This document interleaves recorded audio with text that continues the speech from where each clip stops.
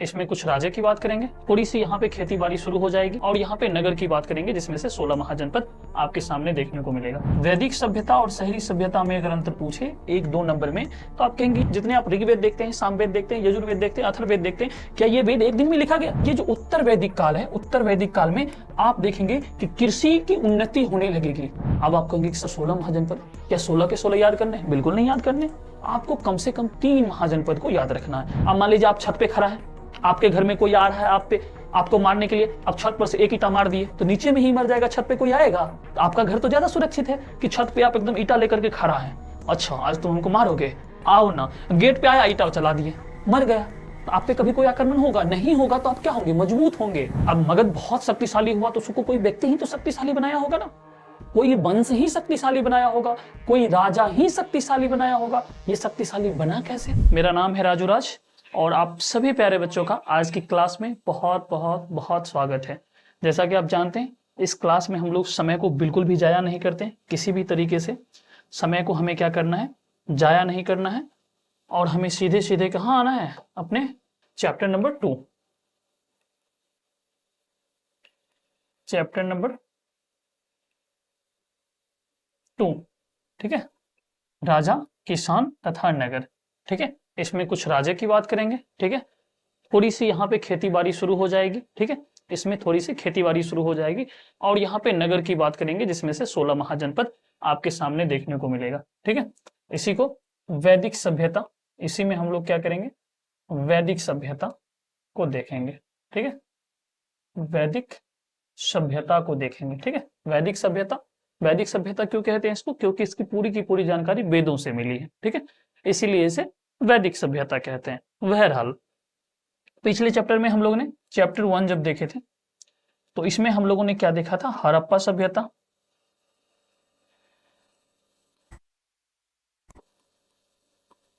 ये पेन सही से चल नहीं रहा। हड़प्पा सभ्यता, हड़प्पा सभ्यता आप जानते हैं कब से कब तक? ऐसे तो 2350 से 1750 ही मान करके चलेंगे, बाकी आपको अनेक डेट में देखने को मिलेगा, 2600 से 1900, 2500 से 1900। ठीक है, 2350 से 1750 बीसी। ठीक है, ईसा पूर्व, ये सारी चीजें आपकी क्लियर है, ईसा पूर्व वगैरह हमने क्लियर कर रखा है। ठीक है, बीसी मतलब ईसा पूर्व। इसकी चर्चा हम लोग कर चुके हैं, इस दौरान क्या हुआ था। और ये आपको मेनली इसकी सबसे बड़ी खासियत इस सभ्यता की क्या थी? हड़प्पा सभ्यता की सबसे बड़ी खासियत थी कि ये कौन सी सभ्यता थी? ये शहरी सभ्यता थी। ठीक है, अगर एक लाइन में पूछे हड़प्पा सभ्यता की सबसे महत्वपूर्ण खासियत बताइए, तो आप क्या कहेंगे? ये पहली शहरी सभ्यता थी और ये भारत की ही नहीं बल्कि दुनिया की पहली शहरी सभ्यताओं में से एक थी। लेकिन बाद में चल करके अनेकों शहरी सभ्यताएं खोजी गई, बाद में चल करके ये दक्षिण एशिया की पहली शहरी सभ्यता थी। ठीक है, तो इसीलिए ये शहरी सभ्यता थी सबसे पहले, तो ये बात है। ठीक है, और इसमें तमाम तरह की चीजें हमने देखा था। इसके जस्ट बाद ये चैप्टर 1 की बातें हैं, आपका चैप्टर 1 की बातें हैं। ठीक है, और चैप्टर 2 में, इसी चैप्टर 2 में हम लोग क्या करेंगे? चैप्टर 2 में देखेंगे वैदिक सभ्यता, वैदिक सभ्यता। ठीक है, वैदिक सभ्यता, इसका टाइम पीरियड देखिए ये होता है, इसके बाद कुछ नहीं होता। इसके बाद क्या होता है? 200 वर्ष तक यहाँ पे कोई किसी तरह की सभ्यता नहीं होती है। ठीक है, 250 वर्षों तक किसी भी तरह की सभ्यता भारत में नहीं होती है। यहाँ पे आर्यों का आगमन होता है 1500 में। ठीक है, 1500 ईसा पूर्व। ठीक है, बीसी का मतलब क्या होता है? ईसा पूर्व। 1500 ईसा पूर्व से 600 ईसा पूर्व तक ये वैदिक सभ्यता चला, 600 ईसा पूर्व तक। ठीक है, ये वैदिक सभ्यता, और ये क्या थी? ये ग्रामीण सभ्यता थी। वैदिक सभ्यता और शहरी सभ्यता में अगर अंतर पूछे 1-2 नंबर में, तो आप कहेंगे ये शहरी सभ्यता थी और ये ग्रामीण सभ्यता थी। कैसी सभ्यता थी? ग्रामीण सभ्यता थी। ठीक है, और ये शहरी सभ्यता थी। ये पहली बात है। दूसरी बात है, अब हम लोग ये तो पढ़ चुके हैं, ये अपना क्लियर है। हम क्या करेंगे? अब इसकी बातें करेंगे, वैदिक सभ्यता की तमाम तरह की बातें करेंगे। वैदिक सभ्यता में हम तमाम तरह की चीजों को जानने की कोशिश करेंगे, बहुत डिटेल में नहीं जाएंगे और बहुत हल्की फुल्की बातें भी नहीं करेंगे। ठीक है, चलिए नेक्स्ट देखते हैं, वैदिक सभ्यता।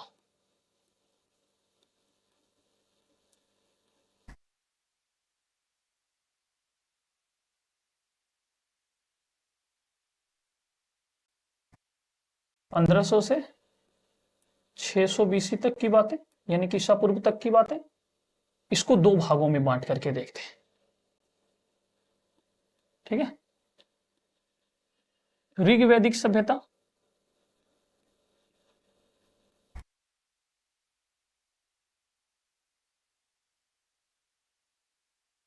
या इसको वैदिक सभ्यता भी कर सकते हैं, ठीक है।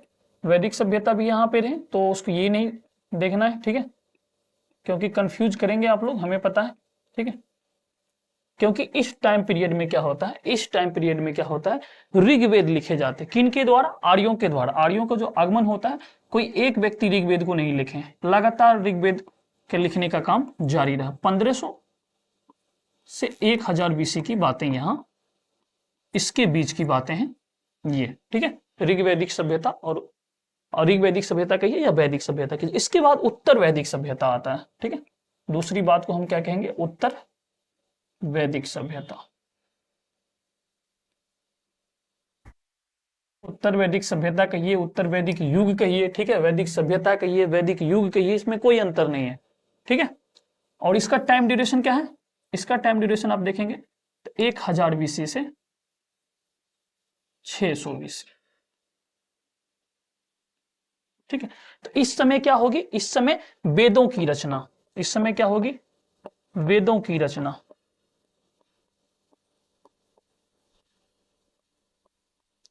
देखिए वेदों की रचना कैसे? एक दिन में वेद लिखा गया है? जितने आप ऋग्वेद देखते हैं, सामवेद देखते हैं, यजुर्वेद देखते हैं, अथर्ववेद देखते हैं, क्या ये वेद एक दिन में लिखा गया? आप कहेंगे नहीं सर, ठीक है। आपसे कोई पूछे कि वेद कौन लिखा, आप कहेंगे कोई नहीं लिखा।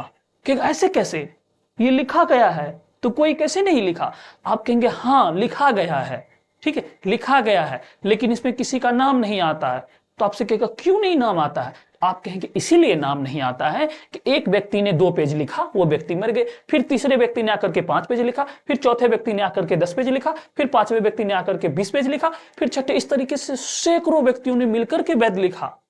तो किस व्यक्ति का आप नाम लेंगे? किसी व्यक्ति का आप नाम नहीं ले सकते। लेंगे तो जितने का ऋग्वेद नहीं है उतने व्यक्ति का नाम लिखना पड़ जाएगा, ठीक है। इसीलिए ऋग्वेद को किसने लिखा? तो बहुत सारे लोगों ने मिलकर के लिखा, ठीक है। इसके कोई नाम, इसमें स्पेसिफिक नाम नहीं आते हैं, ठीक है। क्यों नहीं आते हो आपको समझ में आ गया? तो ऋग्वेद की रचना, तो इस समय क्या होगी? वेदों की रचना होगी। और ये जो उत्तर वैदिक काल है, उत्तर वैदिक काल में आप देखेंगे कि कृषि की उन्नति होने लगेगी। जो कृषि जो है, कृषि में अब तक जो लकड़ी के हल का प्रयोग होता था, अब लोहे के हल का प्रयोग होने लगेगा। और पहली बार लोहे की खोज हो जाएगी। लोहे की खोज कब होगी? उत्तर वैदिक सभ्यता में। लोहे की खोज कब होगी? उत्तर वैदिक सभ्यता में। आपको हमने क्या कहा था यहां पे? इस समय लोहे की खोज नहीं थी हड़प्पा सभ्यता में, लेकिन वैदिक सभ्यता में देखेंगे, उत्तर वैदिक सभ्यता में 1600 ईसा पूर्व के बीच, 1000 ईसा पूर्व से 600 ईसा पूर्व के बीच लोहे की खोज हो गई, ठीक है। इसीलिए इसे लोहयुगीन सभ्यता भी कहते हैं। इसे क्या कहते हैं? लोहयुगीन सभ्यता भी कहते हैं, ठीक है। इसे क्या कहते हैं? लोहयुगीन सभ्यता, ठीक है। तो कभी ये देख लिखा मिले लोहयुगीन सभ्यता तो घबराना नहीं है, क्योंकि इसी समय लोहे की खोज, कब से कब के बीच? 1000 से 600 ईसा पूर्व के बीच लोहे की खोज हो गई, ठीक है। लोहे की खोज हुई। और इसी में देखेंगे 600 ईसा पूर्व में, कब? 600 ईसा पूर्व में 16 महाजनपद का उदय, 16 महाजनपद का उदय 600 ईसा पूर्व में होगी। तो वेदों की रचना में वेद कितने?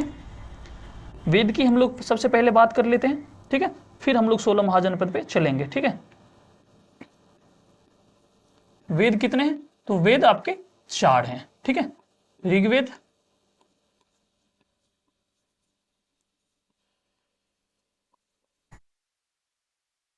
यजुर्वेद, सामवेद,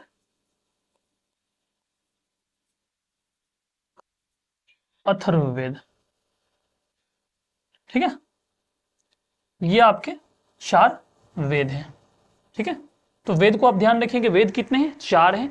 ऋग्वेद, यजुर्वेद, सामवेद, ठीक है, अथर्ववेद, ठीक है। ये आपके 4 वेद हैं, ठीक है। वेदों की रचना आपको समझ में आ गई। और ये सभ्यता कैसे, ये सभ्यता फली फूली कैसे? तो आर्यों के आगमन से ये सभ्यता कैसे आई? तो आर्यों के आगमन से, आर्यों के आगमन से, भारत में आर्यों के आगमन से ही ये सभ्यता फलने फूलने लगी।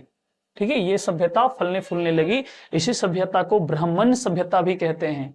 ठीक है, अपने देश में जो ब्राह्मण हैं, ठीक है, कहा जाता है कि यही आर्य लोग हैं। ठीक है, जो बाहर से आए थे और भारत में ये सिंधु नदी जो है और गंगा नदी घाटी के किनारे रहना शुरू कर दिए। ये लोग अपने आप को आर्य कहते थे। क्या कहते थे? आर्य कहते थे। और इन लोगों ने वेदों की रचना की। ठीक है, तो किनके द्वारा वेदों की रचना? आर्य लोगों के द्वारा की गई। और यही इस सभ्यता को कहे वैदिक सभ्यता। ठीक है, वैदिक सभ्यता पूर्णतः ये ग्रामीण सभ्यता थी और ये 600 ईसा पूर्व तक ये ग्रामीण सभ्यता ही रही। और फिर धीरे धीरे इसमें क्या हो गया? महाजनपदों का उदय होने लगा। कि बहुत सारे महाजनपद का उदय कैसे हुआ? कुल था, कुल पहले एक कुल था, कुल से जन बना, जन से जनपद बना और जनपद से महाजनपद बना। जैसे क्या होता है? गांव, गांव से प्रखंड, प्रखंड से अनुमंडल, अनुमंडल से जिला, जिला से राज्य, इस तरीके से बनता। उसी तरीके से उस समय महाजनपद बना। ठीक है, उतने डिटेल में हम जान ही सकते हैं क्योंकि जानते ही उतने डिटेल में जाने का समय भी नहीं है, नहीं तो हम महाजनपद को ही 5 घंटा पढ़ाते आपको। 16 महाजनपद का उदय। ठीक है, 600 ईसा। तो ये यहां से ध्यान रखने वाली बात कौन सी है कि ऋग्वैदिक सभ्यता 1000 से 600 बीसी, वेदों की रचना। ठीक है, उत्तर वैदिक सभ्यता 1000 से यहाँ पे 1500 से 1000 और यहाँ पे 1000 बीसी से 600 बीसी के बीच लोहे की खोज इसी समय हुई उत्तर वैदिक सभ्यता में। ठीक है, 16 महाजनपद का उदय कब हुआ? 600 ईसा पूर्व। ठीक है, 600 ईसा पूर्व के बाद लोहे की ये 16 महाजनपद का उदय होना शुरू होने लगा और अलग अलग जगह अलग अलग महाजनपदों का उदय हुआ। ठीक है, कुरु था, बज्जी था, अवंती था, अंग था। ठीक है, इस तरीके के 16 महाजनपद थे। ठीक है, 16 के 16। अब आप कहेंगे कि सर 16 महाजनपद, क्या 16 के 16 याद करने? बिल्कुल नहीं याद करने। क्या 16 के 16 याद करने? बिल्कुल 16 के 16 नहीं याद करने। आपको कम से कम 3 महाजनपद को याद रखना है। इस 16 में से कम कितने महाजनपद को याद रखना है? तो आप कहेंगे सर 3 महाजनपद को याद रखना है। तो हम कहेंगे बाबू कौन कौन से 3 महाजनपद को आप याद रखेंगे? तो आप कहेंगे कि सर हम बिहार बोर्ड के बच्चे हैं ना, हम बिहार बोर्ड में एग्जाम देने जाएंगे और कम से कम ये तो हमें पता होना चाहिए कि हमारे बिहार में कितने महाजनपद थे। तो वो तो कम से कम वो पूछेगा ही पूछेगा, नहीं पूछेगा तो एग्जाम कैंसिल हो जाएगा बुआ। क्योंकि वो बिहार के 16 महाजनपदों में से 3 महाजनपद बिहार में थे और बिहार के ही 16 में से सबसे शक्तिशाली महाजनपद जो था वो भी बिहार में ही था। तो उसको तो पढ़ना ही पड़ेगा, उसको तो पढ़ना ही पड़ेगा। तो आप कहेंगे कि सर बताइए ना कौन सा महाजनपद था बिहार में जो सबसे शक्तिशाली था? तो हम कहेंगे बाबू बिहार में जो मगध महाजनपद था वो सबसे शक्तिशाली महाजनपदों में से एक था। 16 में से सबसे शक्तिशाली महाजनपदों में से एक महाजनपद कौन सा था? मगध था। तो आइए ना हमारे बिहार में, ठीक है, आइए ना हमारे बिहार में दिखाते हैं आपको महाजनपद। ठीक है, आइए ना हमारे बिहार में। ठीक है, ये आपका बबुआ, ये आपका हो गया पश्चिम चंपारण डिस्ट्रिक्ट, ये आपका सीतामढ़ी, ये मधुबनी वाले बबुआ सब होंगे। ठीक है, मधुबनी से आगे आप चलेंगे तो ये सुपौल वाला हो गया, ये सुपौल से जाएंगे तो अररिया और ये कोना लीजिए किशनगंज। ठीक है, किशनगंज से नीचे आइएगा तो ये पूर्णिया वाले बाबू साहब सब है, ये कटिहार वाले हैं और ये भागलपुर वाले। ठीक है, नीचे आ जाइए बबुआ, ये बांका वाले बाबू साहब सब। फिर आराम से यहाँ पे आइए जमुई। ठीक है, ये आपका यहाँ पे ये बांका हो जाएगा, ये आपका जमुई, जमुई से नवादा, फिर ये गया, थोड़ा सा नीचे जाकर के गया, फिर ये औरंगाबाद और फिर ये रोहतास। ठीक है, रोहतास को ऐसे कट करना है। फिर ये आपका कैमूर वाला क्षेत्र हो गया, फिर ये बक्सर वाला। ठीक है, बक्सर वाला और ये आपका भोजपुर। ये देखिए ये पूर्वी चंपारण, ये पश्चिमी चंपारण, फिर गोपालगंज ले लीजिए। ठीक है, गोपालगंज, सिवान और ये सारण में आकर के ऐसे इसको मिला दीजिए। ये रहा अपना बिहार। ये क्या है? ये है अपना बिहार। आइए ना हमारे बिहार में दिखाते हैं महाजनपद मैप पे। ठीक है, अब देखिए ये रहा अपना बिहार। आप जानते हैं कि अपने बिहार को 2 बराबर भागों में गंगा नदी बांटती है।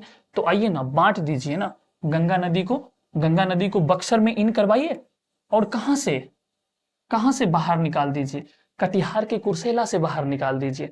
कितने बच्चे कुर्सेला से होंगे जानते होंगे, और बक्सर के चौसा से जो होंगे, चौसा में गंगा नदी प्रवेश करती है, और सॉरी कटिहार से मनिहारी, जहां पे मनिहारी से वो बाहर निकल जाती है। ठीक है, मनिहारी से वो बाहर निकल जाती है। ठीक है, भागलपुर और कटिहार वाले क्षेत्र के ये दोनों बॉर्डर को मिलाते हुए ये बाहर की तरफ चलते। बहरहाल गंगा नदी से अभी कोई लेना देना है नहीं।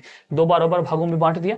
अब आइए ना 16 महाजनपद में 3 महाजनपद, 16 महाजनपद, 3 महाजनपद बिहार में। बस इन्हीं 3 को जानना है और किसी को नहीं जानना है।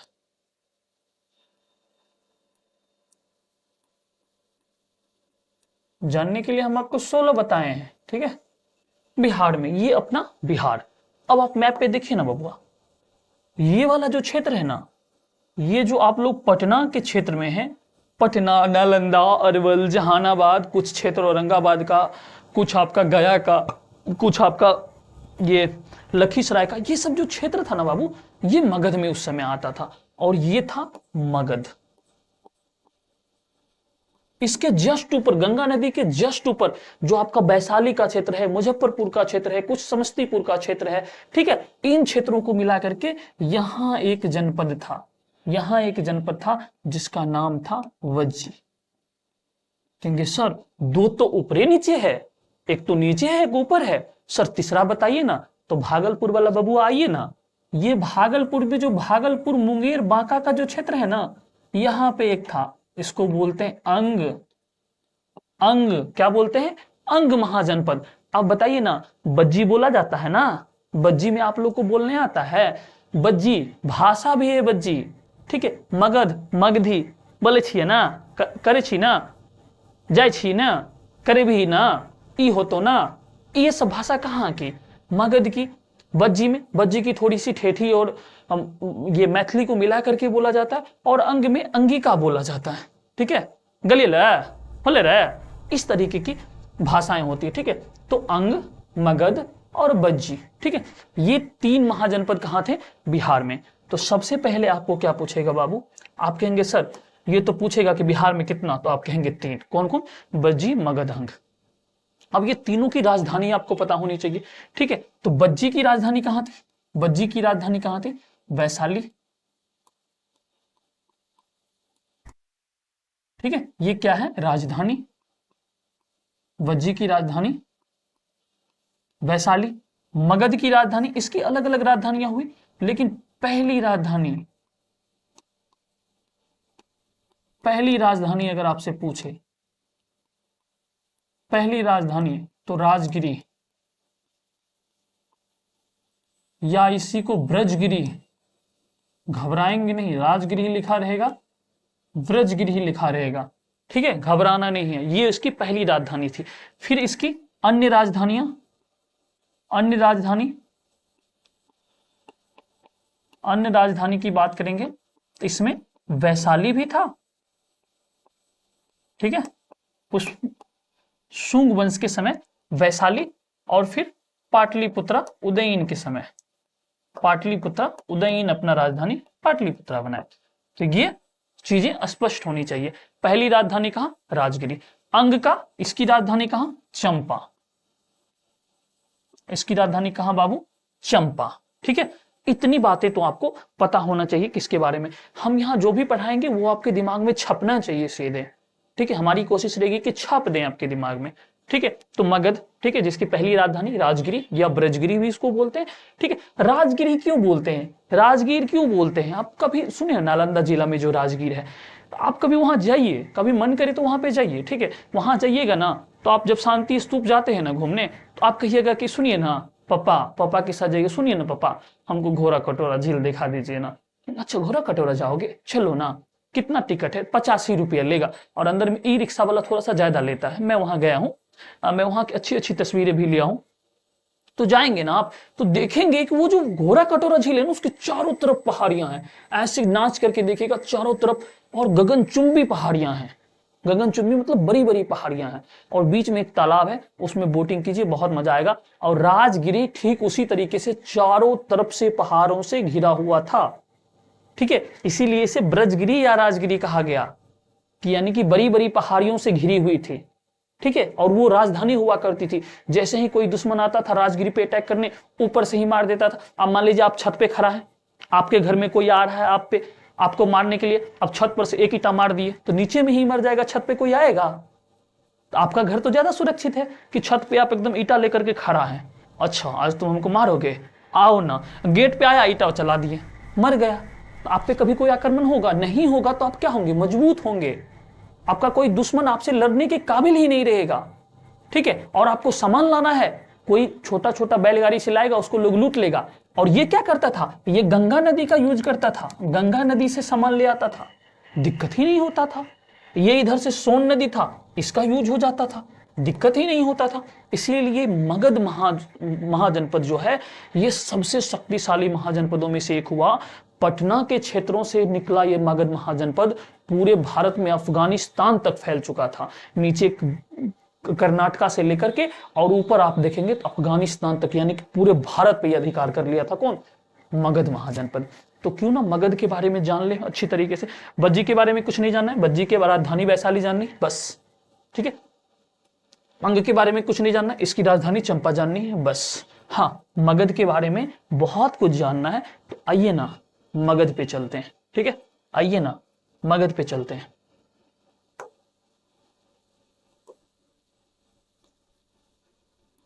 आइए ना हमारा बिहार में इतिहास याद करा देंगे क्लास में। ठीक है, इतिहास याद करा देंगे क्लास में। चलिए मगध की बातें करते हैं। मगध, सबसे पहले मगध सबसे शक्तिशाली महाजनपद, 16 में से सबसे शक्तिशाली महाजनपद। सबसे पहली बात तो ये। ठीक है। अब इस पे राज कौन कौन किया, कौन कौन से ऐसे वंश थे जो मगध पे, अब मगध बहुत शक्तिशाली हुआ तो उसको कोई व्यक्ति ही तो शक्तिशाली बनाया होगा ना, कोई वंश ही शक्तिशाली बनाया होगा, कोई राजा ही शक्तिशाली बनाया होगा। ये शक्तिशाली बना कैसे? आखिर 16 महाजनपद थे, 16 को इसमें लिख दिए पीपीटी में, वो आप देख लीजिएगा। 16 आपके काम की नहीं है, जो काम की है मैं यहां पे बताऊंगा। ठीक है। अब 16 के 16 उसमें से मगध ही क्यों शक्तिशाली बना, तो उसके कुछ कारणों में से आप जान लीजिए। एक कारण यह था कि गंगा नदी के किनारे था, इससे क्या होता था, सैनिक आराम से आ जा पाते थे।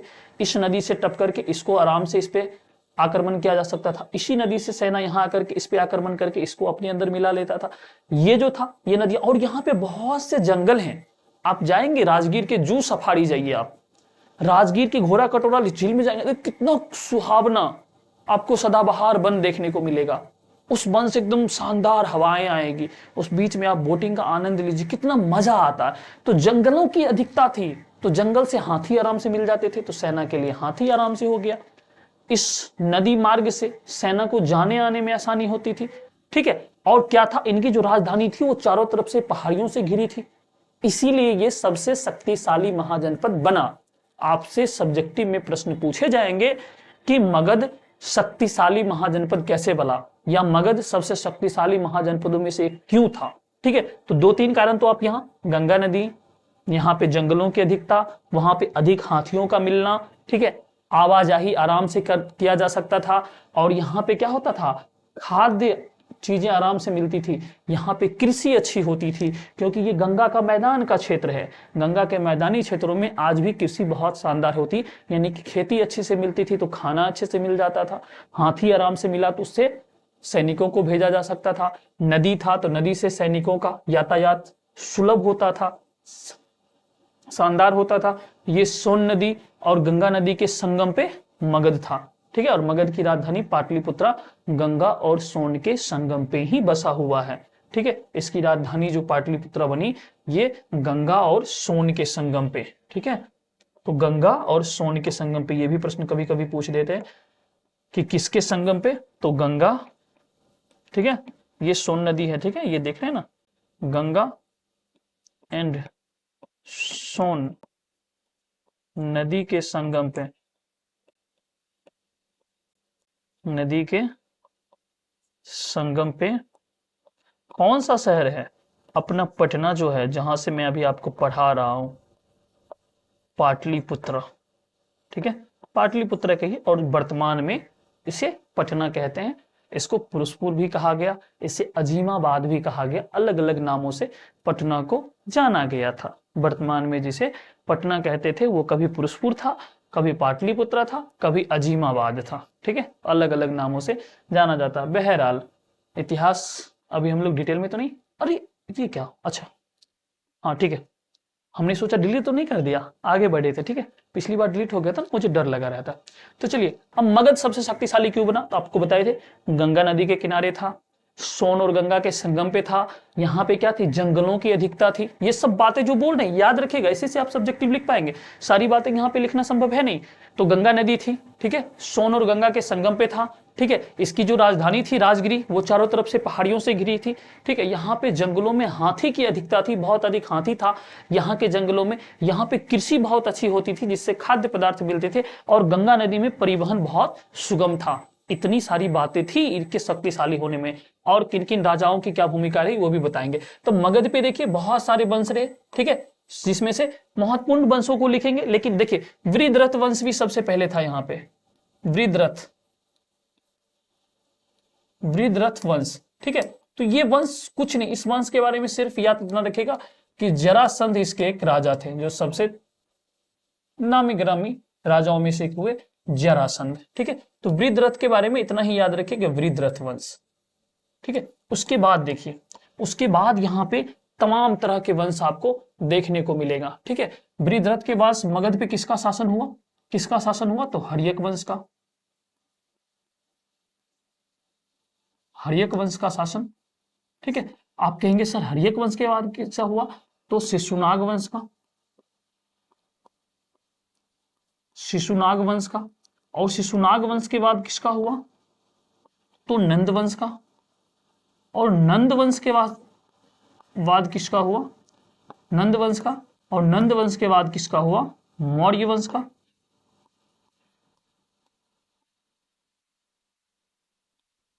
मौर्य वंश का। और मौर्य के बाद किसका हुआ, गुप्त वंश।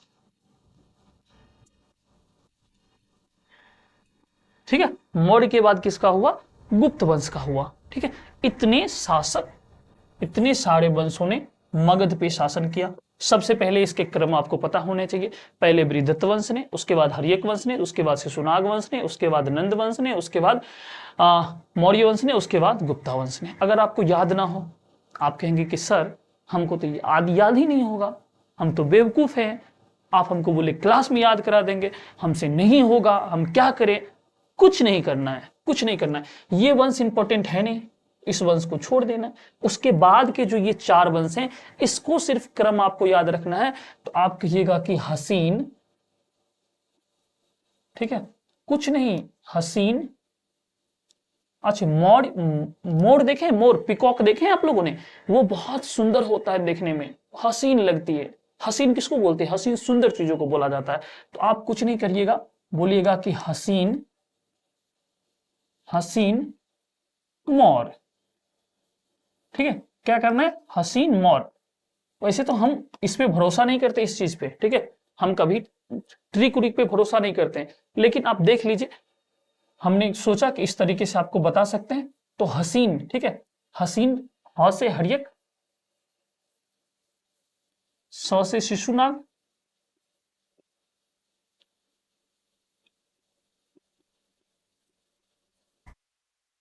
और नौ से नंद, और मोर से मौर्य। तो हसीन मौर्य। ठीक है, और इसके बाद लास्ट में, सबसे लास्ट में गुप्ता वंश है।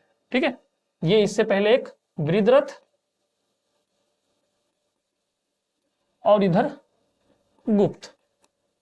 इस तरीके से इसका कुछ आप ध्यान रख सकते हैं। ठीक है, अन्यथा अगर ऐसे याद है तो वो बहुत बढ़िया है। ठीक है, देखिए इसके किसी शासक को उतना याद नहीं रखना है। ठीक, इसमें एक दो शासक हैं, कालाशोक है और आजाद शत्रु। ठीक है, सॉरी, आजाद शत्रु यहाँ पे है, इसमें कालाशोक है शिशुनाग में। इन दोनों को उतना याद रखने की जरूरत नहीं है। मेनली हम लोग क्या देखेंगे, मौर्य वंश को देखेंगे। ठीक है, मेनली इसमें से पढ़ना किसके बारे में, मौर्य वंश के बारे में, और थोड़ा बहुत हमें गुप्ता के बारे में पढ़ना। आप कहेंगे कि सर हर्यक वंश के बारे में क्यों नहीं पढ़ना, क्योंकि हर्यक वंश से आपसे कुछ नहीं पूछा जाएगा, ये तो मैं आपको एक्स्ट्रा जानकारी दे रहा हूँ। शिशुनाग वंश आपसे कुछ नहीं पूछा जाएगा। नंद वंश कुछ नहीं पूछा, ज्यादा से ज्यादा पूछा जाएगा नंदवंश के अंतिम शासक कौन थे। क्यों क्यों पूछा जाएगा नंदवंश के अंतिम शासक? क्योंकि उसी को हरा करके चंद्रगुप्त मौर्य ने मौर्य वंश की स्थापना की थी। तो चलिए मौर्य वंश के इतिहास को जानते हैं, ठीक है, कि मौर्य वंश की स्थापना आखिर हुई कैसे, ठीक है, मौर्य वंश की स्थापना और हुई कैसे, ठीक है। और मौर्य वंश के समय ही मगध सबसे शक्तिशाली बना,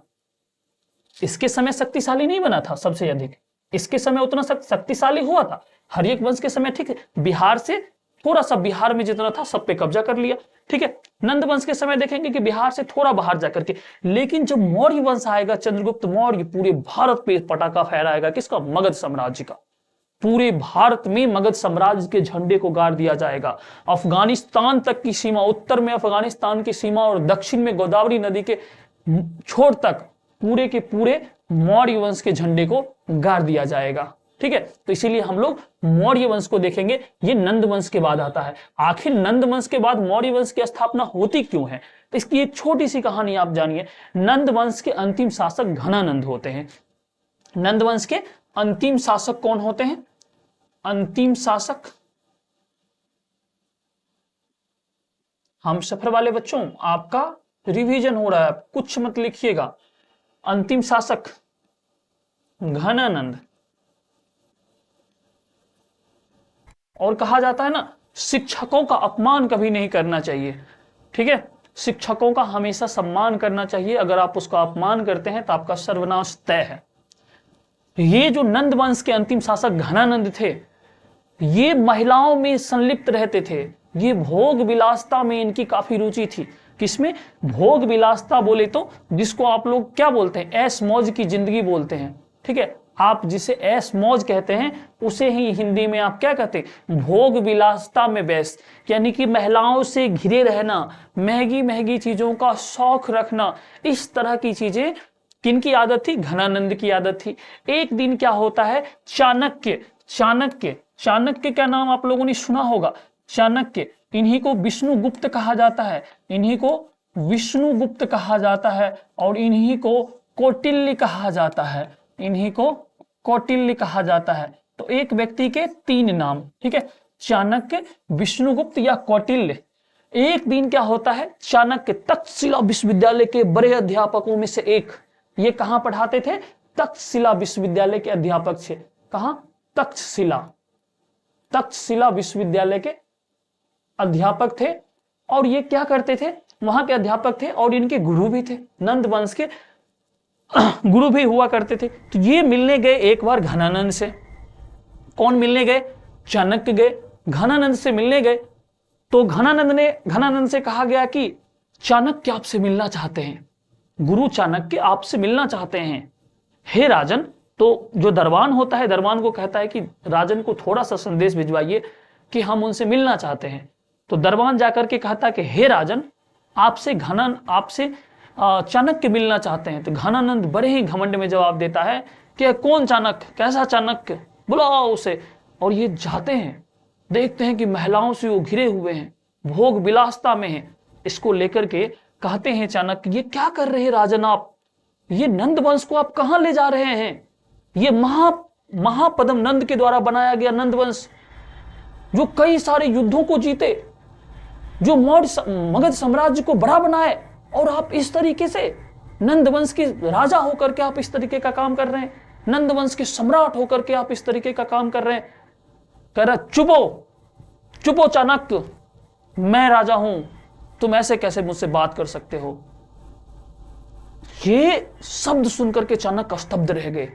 जिनके बाप दादाओं ने उनके सम्मान में क्या नहीं किया, चाणक्य के सम्मान में, उसके अंतिम शासक ने इस तरीके से चाणक्य का अपमान किया। और भरी सभा में चाणक्य को ऐसे ऐसे शब्द कहे गए कि वो अपने आप को इतना अपमानित महसूस किए। आप देखे होंगे चाणक्य की कोई तस्वीर देखेंगे तो वो हमेशा जटा बांधते थे, और उसी दिन वो जटा को खोलते हैं और कहते हैं, जब तक मैं इस वंश का सर्वनाश ना कर दूं तब तक मैं अपनी ये चोटी कभी नहीं बांधूंगा। ये चाणक्य बोले थे, और कह करके निकल जाते हैं। चाणक्य जैसे वहां से निकलते हैं, उनके दिमाग में ओहापोह की स्थिति बनी रहती है। वो जंगलों के रास्ते जा रहे होते हैं, तभी जंगल में एक लड़का जरी कलाम नाम का एक खेल खेल रहा होता है। और वो लड़का खेल इतने ही शानदार तरीके से खेल रहा होता है। एक छोटा सा बालक, 10-12 साल की उम्र होगी उस लड़के की, और वो एक खेल खेल रहा होता है, और वो एक कबीले का बच्चा होता है। कहा जाता है कि वो मल्लाह का बच्चा था जंगल में।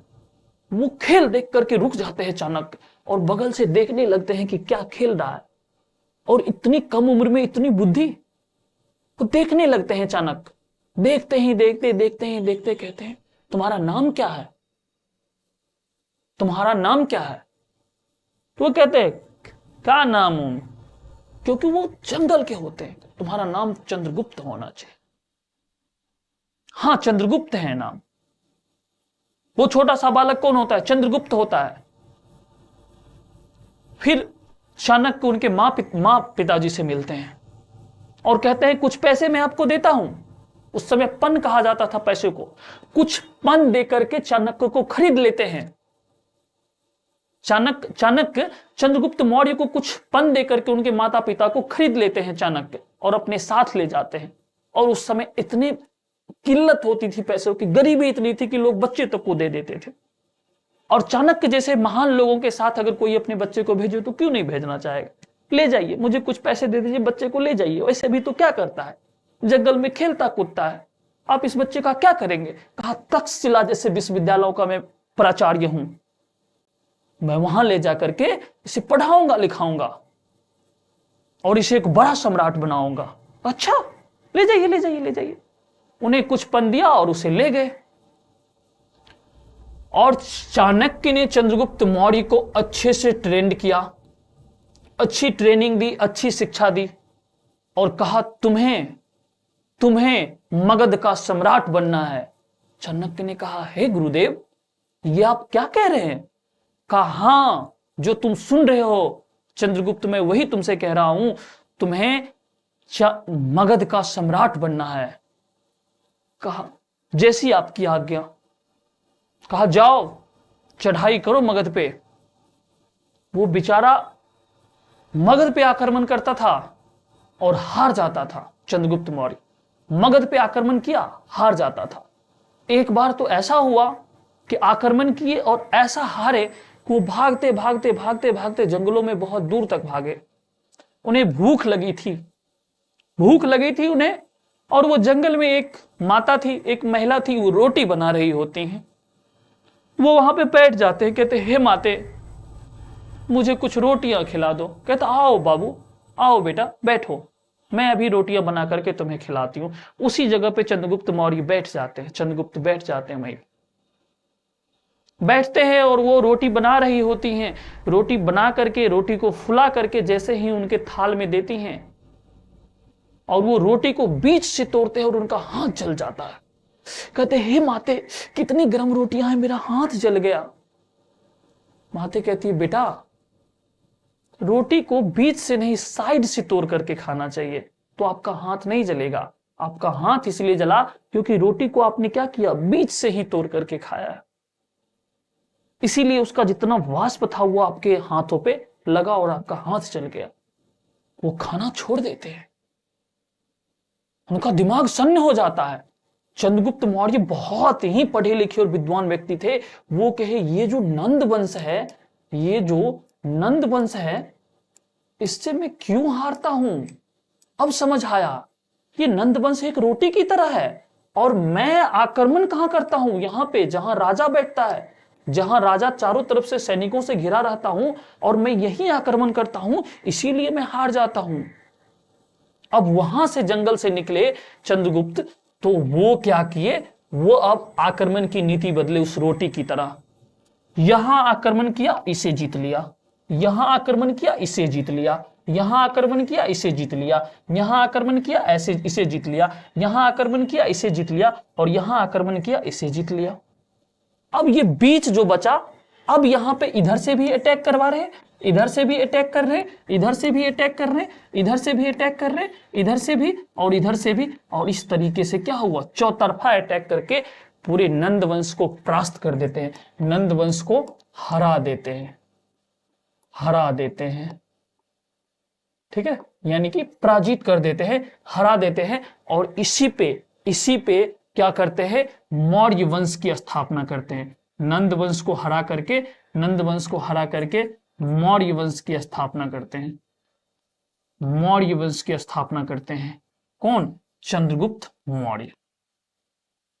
किसे? घनानंद को हरा करके इस पे मौर्य वंश की स्थापना करते हैं। कौन करते हैं? चंद्रगुप्त मौर्य। ठीक है, ये कौन करते हैं? चंद्रगुप्त मौर्य। किसकी स्थापना होती है? मौर्य वंश की। ठीक है, चंद्रगुप्त मौर्य क्या करते हैं? इस पे मौर्य वंश की स्थापना करते हैं। ठीक है, अब मौर्य वंश की स्थापना तो हो गई, और इनकी सहायता कौन करते हैं?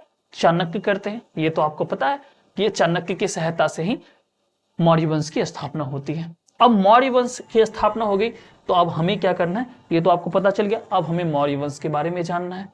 ठीक है, अब हमें किसके बारे में जानना है बाबू? मौर्य वंश के बारे में। तो चलिए ना, आइए ना मौर्य वंश के बारे में जानते हैं।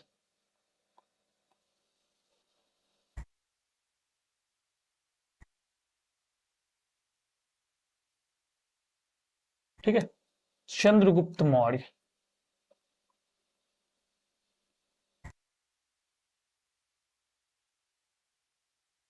ये क्या थे? संस्थापक थे। किसके? मौर्य वंश के। ये क्या थे? मौर्य वंश के संस्थापक थे। मौर्य वंश के संस्थापक थे, और इनके बेटे कौन हुए? बिंदुसार। बिंदुसार और बिंबिसार में कंफ्यूजन होगा आपको बाबू। बिंदुसार और बिंबिसार। बिंबिसार जो थे हर्यक वंश के संस्थापक थे। बिंबिसार, ये बिंबिसार थे। बिंबिसार, ठीक है, ये किसके संस्थापक थे? हर्यक वंश के।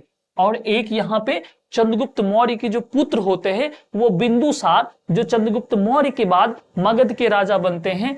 ठीक है, मगध के सम्राट बनते हैं। तो आप कहेंगे कि सर कैसे हम याद रखेंगे कि बिंदुसार और बिंबिसार? मेरे एग्जाम में प्रश्न आ गया, अगर ऑप्शन में बिंदुसार और बिंबिसार रहा तो सर हम तो पगला ही जाएंगे, मेरा तो दिमाग में नहीं काम करेगा। कुछ तो बता दीजिए ना सर। बिल्कुल बता रहे हैं, जिंदगी में कभी ना भूलने वाली बात बता रहे हैं। चंद्रगुप्त मौर्य जो था, ठीक है, चंद्रगुप्त मौर्य जो था, इन्हें जो चंद्रगुप्त जो चाणक्य थे वो उन्हें बहुत खतरनाक तरीके से ट्रेंड किए थे। चंद्रगुप्त मौर्य को, चाणक्य को पता था कि चंद्रगुप्त मौर्य एक बड़े साम्राज्य के राजा बनने वाले हैं, मगध जैसे साम्राज्य के राजा बनने वाले हैं, तो इनके दुश्मन भी हजारों होंगे। क्या पता इन्हें किसी दिन जहर मिला करके खाना में दे दिया तो चंद्रगुप्त मर जाएगा, तो नंदवंश का सर्वनाश हम कैसे करेंगे और मगध का सम्राट चंद्रगुप्त को कैसे बनाएंगे? तो बचपन से ही खाने में, किनके खाने में? चंद्रगुप्त मौर्य के खाने में थोड़ा थोड़ा जहर मिला करके देने लगे चाणक्य, और थोड़ा थोड़ा जहर खाने से उनका शरीर जहर का आदी हो गया और जहर को एडजस्ट करने लगा, और धीरे धीरे उनके खाने में जहर मिलाया जाने लगा, ताकि इतना उसके शरीर में जहर हो जाए, लोहा लोहे को काटता है, ताकि कोई दूसरा जहर दे तो वो मरे नहीं। अब ये बन चुके हैं चंद्रगुप्त मौर्य, मौर्य वंश के सम्राट, राजा बन चुके हैं। अब इनकी शादी होती है, और इनकी पत्नी कहती है कि सुनिए ना, मैं आज आपके साथ ही खाऊंगा। और ये बात कभी चंद्रगुप्त मौर्य को नहीं पता था कि मेरे खाने में हर दिन जहर दिया जाता है चाणक्य के द्वारा, ये नहीं पता था। अब इनकी जो पत्नी थी, अब पत्नी की बात तो कौन नहीं मानता है, ठीक है, पत्नी की बात तो हर कोई मानता है। तो पत्नी बोलती है कि सुनिए ना जी, तो कहते का बोलो ना, मुझे भी आपके साथ खाना है, मैं तो आज आपके साथ ही खाऊंगी। अरे खा लो तुम, मेरा बहुत सारा राजपाट का काम होता है, करके मैं खाऊंगा। नहीं, आप जब खाएंगे तब मैं भी आपके साथ ही खाऊंगा। आप, और चाणक्य मना किए थे कि कभी पत्नी के साथ खाना नहीं खाना है। और ये इस बात को, अब बीवी है, जिद कर रही है, तो क्या होगा, गुरुजी थोड़ा सा गुस्सा ही करेंगे ना, आज खा लेते हैं इसके साथ, कभी तो खाते नहीं है। वो क्या करते, उस समय उनकी बीवी गर्भवती होती है, पेट में एक बच्चा पल रहा होता है, और जैसे ही वो उसके साथ खाना खाती है, तो चंद्रगुप्त मौर्य का शरीर तो जानते थे कि वो जहर को अब्जॉर्ब कर लेता था, लेकिन जैसे ही उनकी पत्नी खाती हैं और वो मर जाते हैं, और वो मरती हैं, तो उसी का एक बिंदु जहर उनके बच्चों में भी चला जाता है, और वो जो बच्चा बाहर आता है उसका नाम बिंदुसार होता है, क्योंकि जहर का एक बिंदु उनमें भी उनके अंश थे, इसीलिए उनका नाम बिंदुसार, तो ये एक छोटी सी कहानी मैंने आपको बना करके बताया ताकि वो बिंदुसार आपको याद रहे। ठीक है, तो ये बिंदुसार उनके बेटे हुए। किनके बेटे हुए? चंद्रगुप्त मौर्य। ये चंद्रगुप्त मौर्य, ठीक है, चंद्रगुप्त मौर्य बहुत प्रतापी शासकों में से एक था। और इसके बाद इनके बेटे होते हैं अशोक।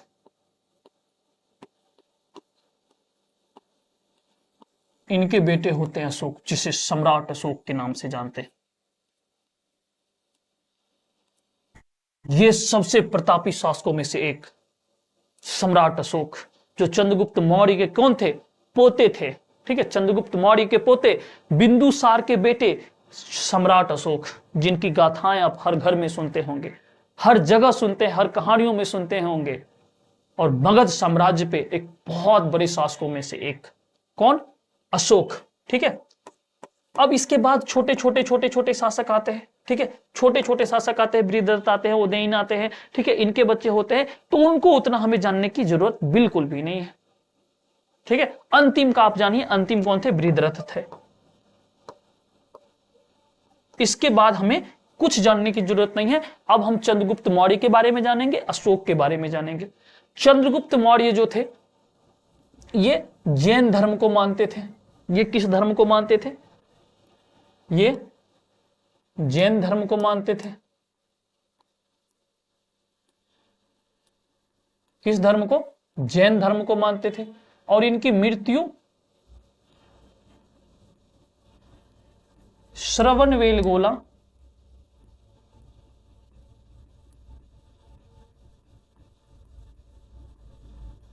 कर्नाटका में हुई। ठीक है, कर्नाटका में। किस विधि से? तो संलेखना विधि से।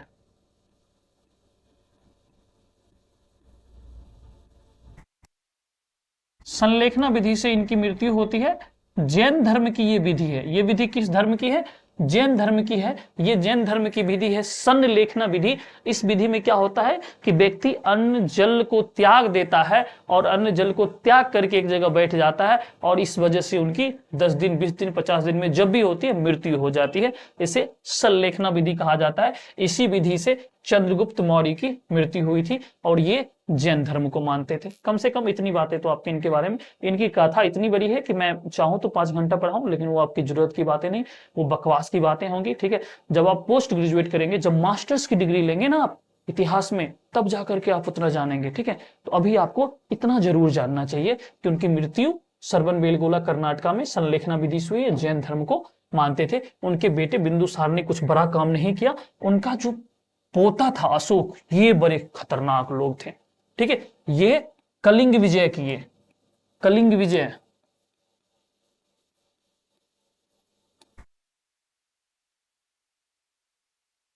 ये 261 ईसा पूर्व में ये कलिंग विजय किए। ठीक है, कलिंग विजय, इसकी चर्चा शिलालेख 13 में मिलता है।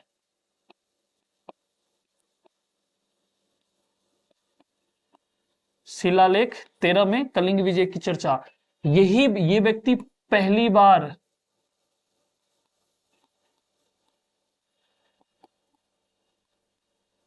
धम्म की शुरुआत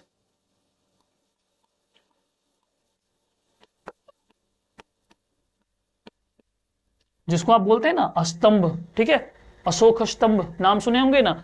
धम्म मतलब होता था संदेश। संदेश जो किस पे लिखाते थे? स्तंभ पे। स्तंभ पे, ठीक है, स्तंभ पे क्या लिखाते थे? संदेश, उसको धम्म बोलते थे।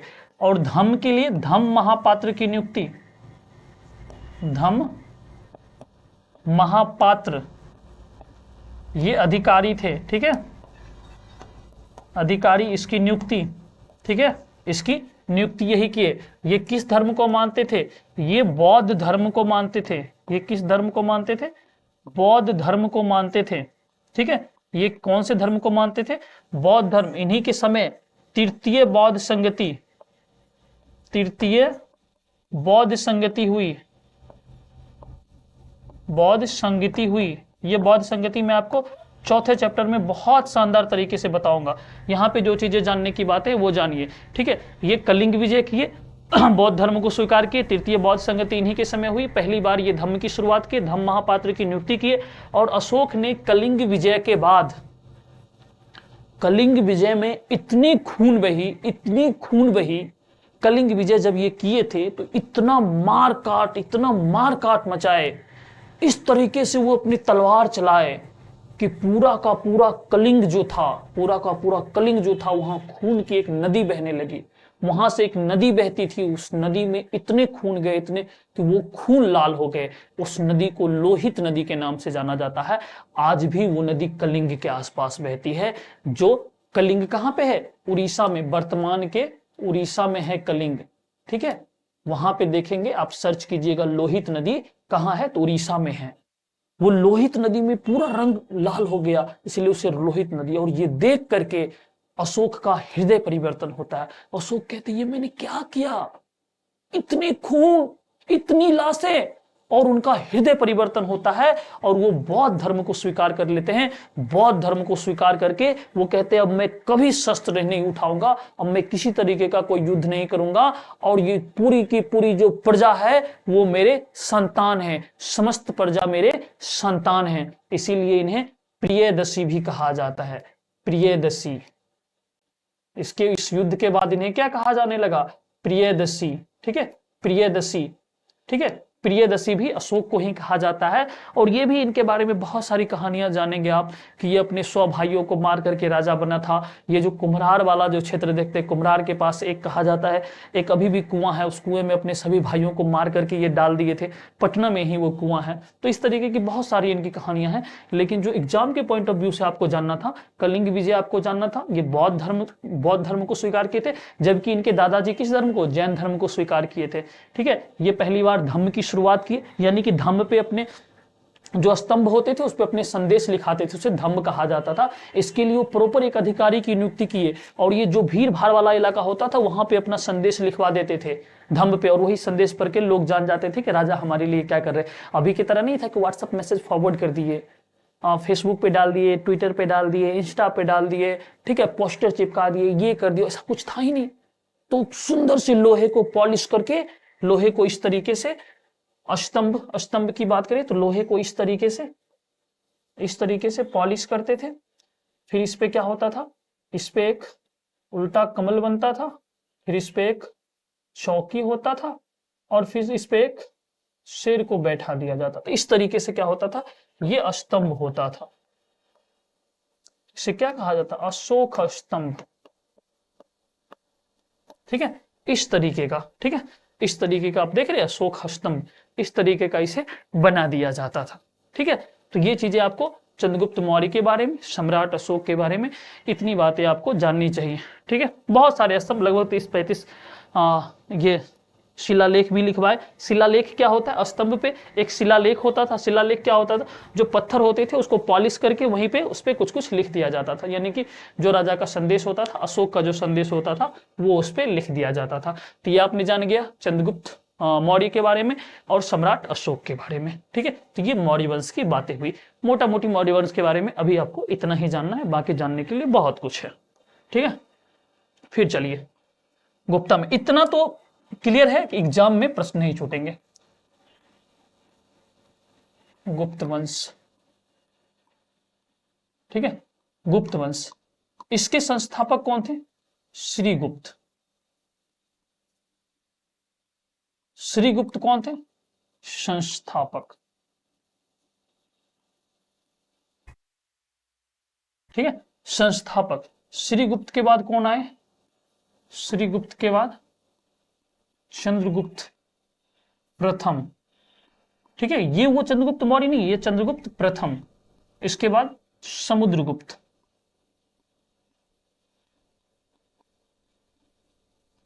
और इसके बाद चंद्रगुप्त द्वितीय।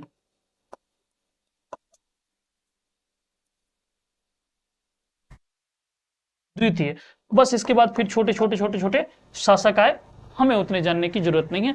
इन्हीं चार में से हमें इन दो व्यक्तियों को बहुत शानदार तरीके से जानना है, जिनके बारे में प्रश्न पूछा जाता है। ठीक है, आपको पूछेगा गुप्त वंश के संस्थापक, तो आप कहेंगे सर श्रीगुप्त। दूसरी बातें पूछेगा श्रीगुप्त के पुत्र का नाम, तो आप कहेंगे चंद्रगुप्त प्रथम। ठीक है, ये चंद्रगुप्त प्रथम, इसको ऐसे भी लिख लीजिए, किन्हीं लोगों को इसमें भी दिक्कत होता है, ठीक है। प्रथम, ये चंद्रगुप्त द्वितीय, ठीक है।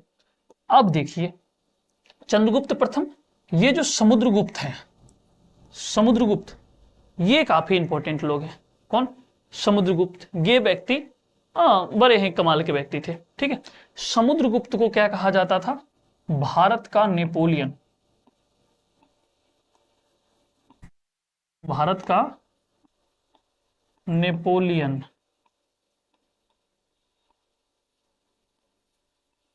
ठीक है। भारत का नेपोलियन क्यों कहा जाता था? अब आपके मन में चल रहा होगा कि सर समुद्रगुप्त को भारत का नेपोलियन क्यों कहा जाता था?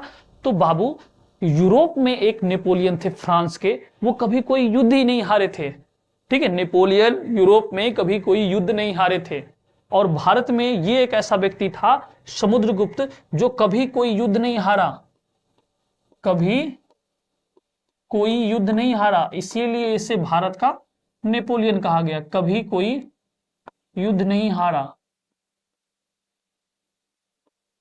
युद्ध नहीं हारा, इसीलिए इसे भारत का नेपोलियन कहा गया, ठीक है।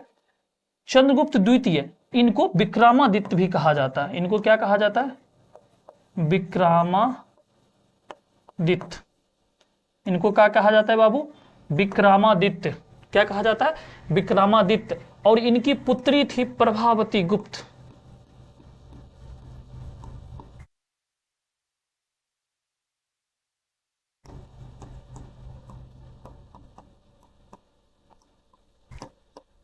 और भूमि दान के साक्ष्य पहली बार यहीं से मिलता है।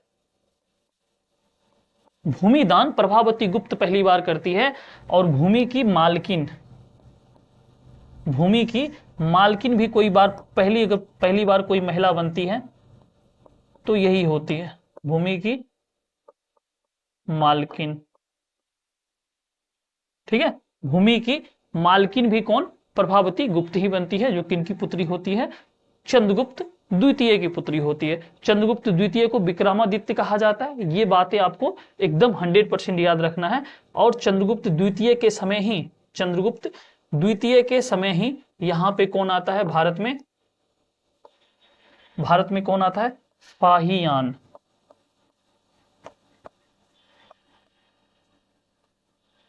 फाहियान बौद्ध भिक्षु होते हैं। ये क्या होते हैं? चीनी यात्री।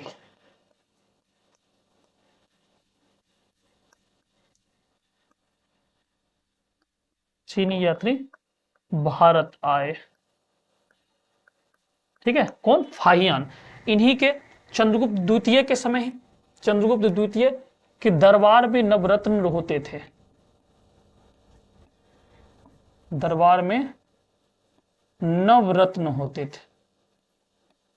नवरत्न किसको बोलते? विद्वान, ठीक है। 9 विद्वान लोग होते थे, उसी को नवरत्न कहा जाता था, जिसमें से एक कालिदास भी थे, जिसमें से एक कालिदास भी थे।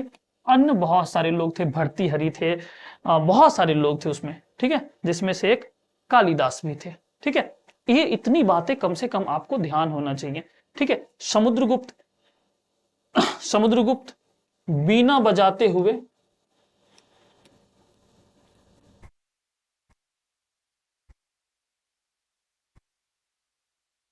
चित्र देखेंगे, समुद्रगुप्त का ही है, रूपियों पे बीना बजाते हुए, इनकी ही तस्वीर, समुद्रगुप्त की तस्वीर ही, ठीक है। और इसे भारत का नेपोलियन कहा गया। क्या कहा गया? भारत का नेपोलियन कहा गया। कम से कम इतनी बातें बाबू, बातें करने को तो बहुत सारी चीजें, कम से कम इतनी बातें इनके बारे में भी आपको जानना चाहिए, ठीक है। इतनी बातें तो कम से कम इनके बारे में भी आपको जानना चाहिए।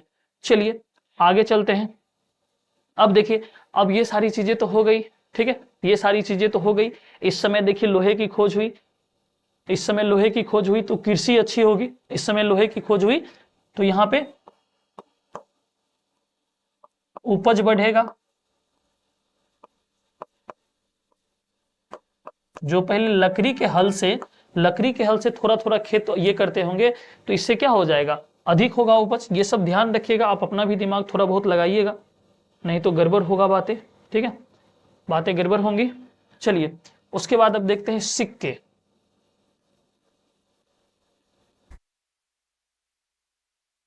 सिक्के, सोने के सिक्के। किसके सिक्के? सोने के सिक्के। इससे भी प्रश्न आपके पूछे जाते हैं, ठीक है, सोने के सिक्के से भी आपके प्रश्न पूछे जाते हैं, तो क्यों ना इसको अच्छे से देख लें, ठीक है, कि सबसे पहले किसने जारी किया। सबसे पहले क्या चीज? सोने के सिक्के। सबसे पहले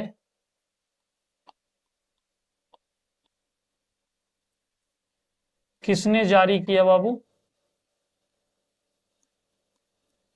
एक प्रश्न तो ये आ जाएगा कि सबसे पहले किसने जारी किया। दूसरा आपसे प्रश्न पूछेगा सबसे शुद्ध सोने के सिक्के। सबसे शुद्ध सोने के सिक्के।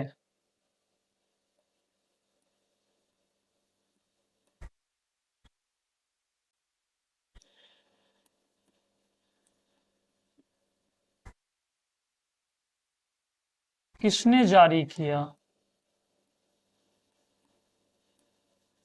एक प्रश्न तो ये भी पूछा जा सकता है आपसे, और एक प्रश्न और पूछा जा सकता है कि सर्वाधिक सोने के सिक्के किसने जारी किए।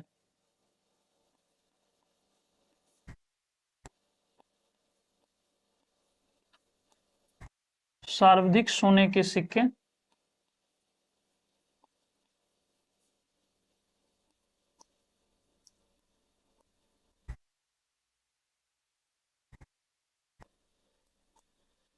किसने जारी किया। ये तीन प्रश्न पूछे जाते हैं सोने के सिक्के से, ठीक है। ये तीन प्रश्न के आंसर आपको पता होने चाहिए बाबू, तो ज्यादा बढ़िया रहेगा। सबसे पहले सोने के सिक्के हिंद यवन।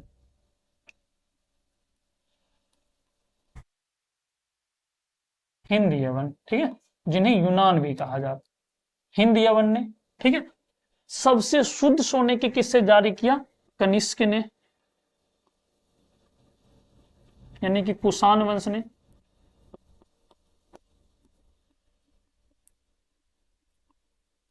कुषाणों के समय, ठीक है। और यहां पे सर्वाधिक सोने के सिक्के किसने जारी किए? तो गुप्त वंश ने। अब इतने ये सोने के सिक्के जारी कर दिए, इतने ज्यादा सोने के ये सिक्के जारी कर दिए गुप्त वंश वाले, ठीक है, इन्हें स्वर्ण युग भी कहा जाने लगा। इतने सोने के सिक्के ये जारी कर दिए, इसीलिए इसे क्या कहा जाने लगा? स्वर्ण युग। स्वर्ण युग किसको कहते हैं? स्वर्ण युग तो गुप्त वंश को कहते हैं, ठीक है। स्वर्ण युग भी कहा जाने लगा गुप्ता के समय की। क्यों कहा जाने लगा?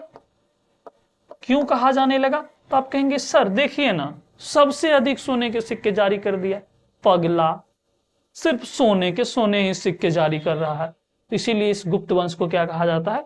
स्वर्ण युग भी कहा जाता है, ठीक है। सर्वाधिक सोने के सिक्के, शुद्ध सोने के सिक्के, सबसे पहले सोने के सिक्के, ये चीजें क्लियर है, ठीक है। तो अब आप बहुत सारी चीजों को समझ चुके हैं, जान चुके हैं। अब चलते हैं पीपीटी पे, छोटी छोटी बातें लिखी हुई पीपीटी पे, जो चीजें यहाँ पे नहीं देख पाए वहां पे देख लेंगे, वहां पे नहीं तो क्वेश्चन आंसर में देख लेंगे।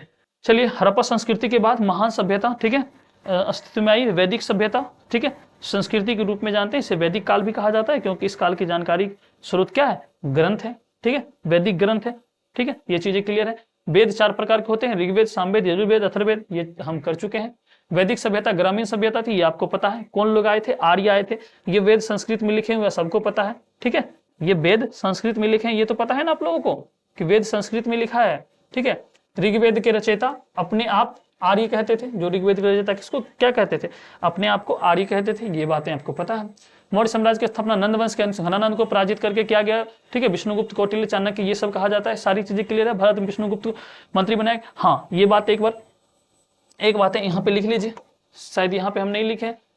हाँ, ये चंद्रगुप्त जो थे, ये चाणक्य जो थे, ये चंद्रगुप्त के प्रधानमंत्री थे। ये जब चंद्रगुप्त मौर्य वंश की स्थापना कर दिया, तो चंद्रगुप्त अपना प्रधानमंत्री किसे नियुक्त किया? अपने ही गुरु को, अपने ही गुरु को अपना प्रधानमंत्री नियुक्त किया चाणक्य ने। ठीक है, ये चीजें क्लियर है। उनके पोते उते सबके बारे में देख लिए। वैदिक सभ्यता 6ठी शताब्दी ईसा पूर्व में परिवर्तनकारी माना जाता है। इस समय लोहे के उपकरणों हथियार का प्रयोग, लोहा आया तो लोहा से हथियार भी बनेगा, हल भी बनेगा, ये सारी चीजें इसके बौद्ध ग्रंथों के अनुसार। ठीक है, महाजनपद के नाम से जाना जाता है। बौद्ध ग्रंथों के अनुसार 16 महाजनपद का उदय हुआ। ठीक है, अब कहेगा 16 महाजनपद की जानकारी कहाँ मिलती है? 16 महाजनपद की जानकारी। ठीक है, तो ये भी यहीं पे लिख लीजिए, ज्यादा बढ़िया रहेगा। 16 महापद के यहाँ पे नहीं लिखा हुआ था, मैं लिख देता हूँ। 16 महाजनपद की जानकारी कहां से मिलती है? तो बौद्ध ग्रंथ,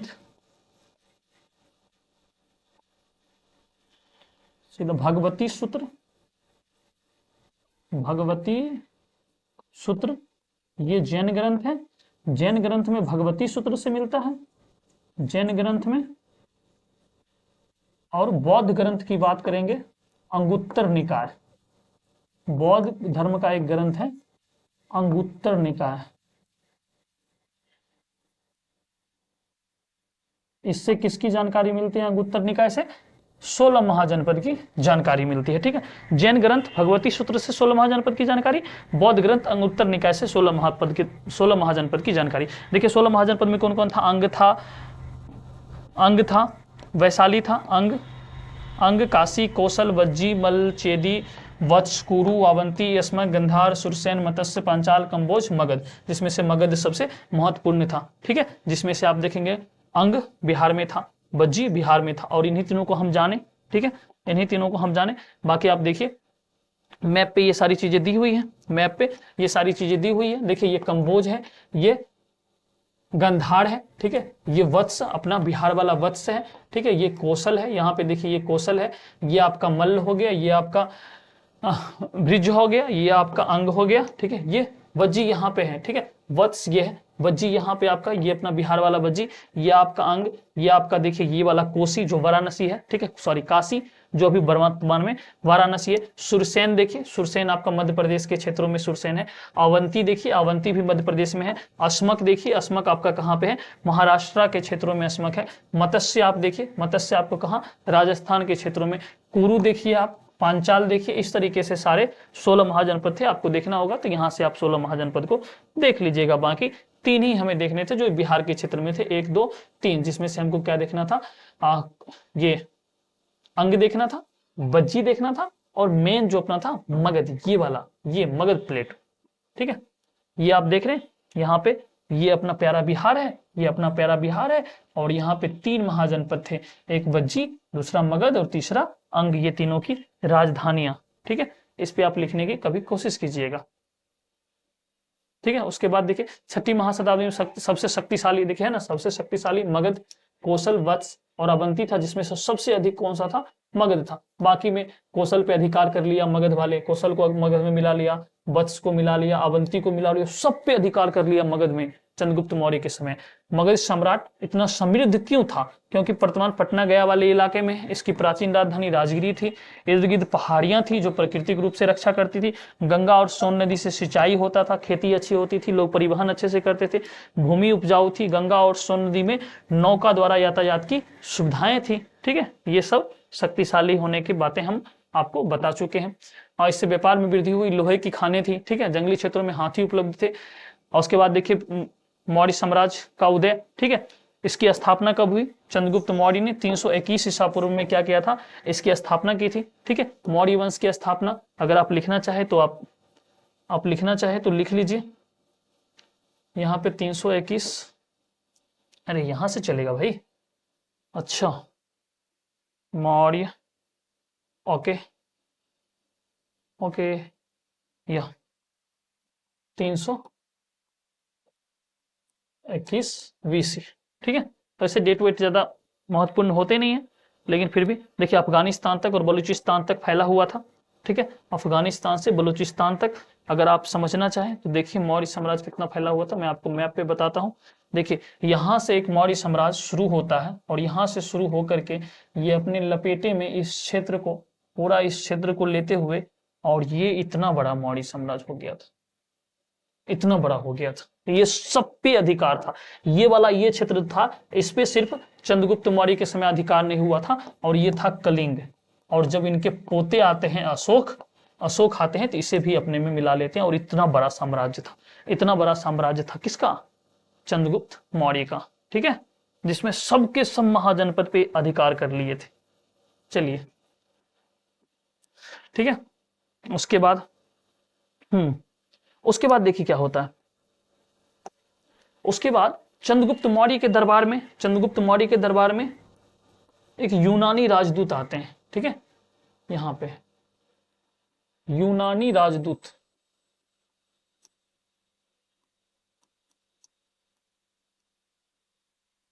जिनका नाम होता है मेगास्थनीज।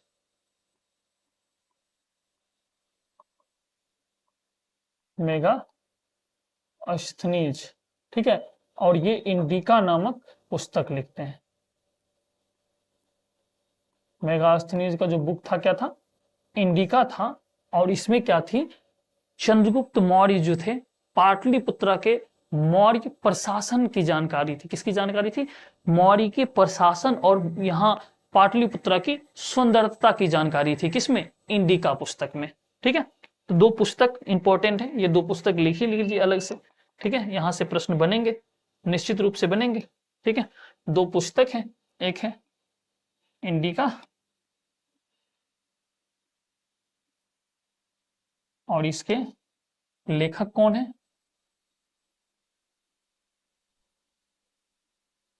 मेगास्थनीज।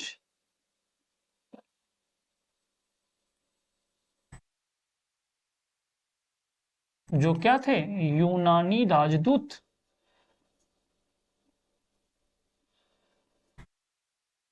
चंद्रगुप्त मौर्य के दरबार में, ठीक है। और दूसरी पुस्तक थी अर्थशास्त्र। ये दो पुस्तक भी यहां से याद रखिएगा। दूसरी पुस्तक थी अर्थशास्त्र, ठीक है, इसके लेखक थे कौटिल्य। कौटिल्य, जिनका नाम विष्णुगुप्त भी है, अगर विष्णुगुप्त भी रहे, उन्हीं का नाम विष्णुगुप्त था और उन्हीं का नाम चाणक्य था। ये कौन थे? चंद्रगुप्त मौर्य के प्रधानमंत्री। ये क्या थे? राजदूत थे उन्हीं के दरबार में, चंद्रगुप्त मौर्य के दरबार में। और ये क्या थे? चंद्रगुप्त मौर्य के प्रधानमंत्री।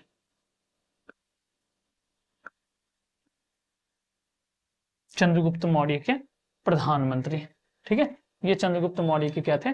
प्रधानमंत्री थे।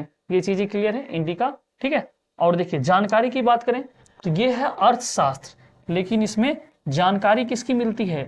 राजनीति की। जानकारी किसकी है? राजनीति की है, अर्थशास्त्र की नहीं। इसमें जानकारी किसकी है? राजनीति की, ठीक है। जानकारी किसकी है? राजनीति की। इसमें किसकी जानकारी है? जानकारी, इसमें जानकारी है मौर्य प्रशासन के। मौर्य प्रशासन, कैसे प्रशासन होता था? सौंदर्यता, पाटलिपुत्र की सौंदर्यता, मौर्य प्रशासन और पाटलिपुत्र की सौंदर्यता की बात।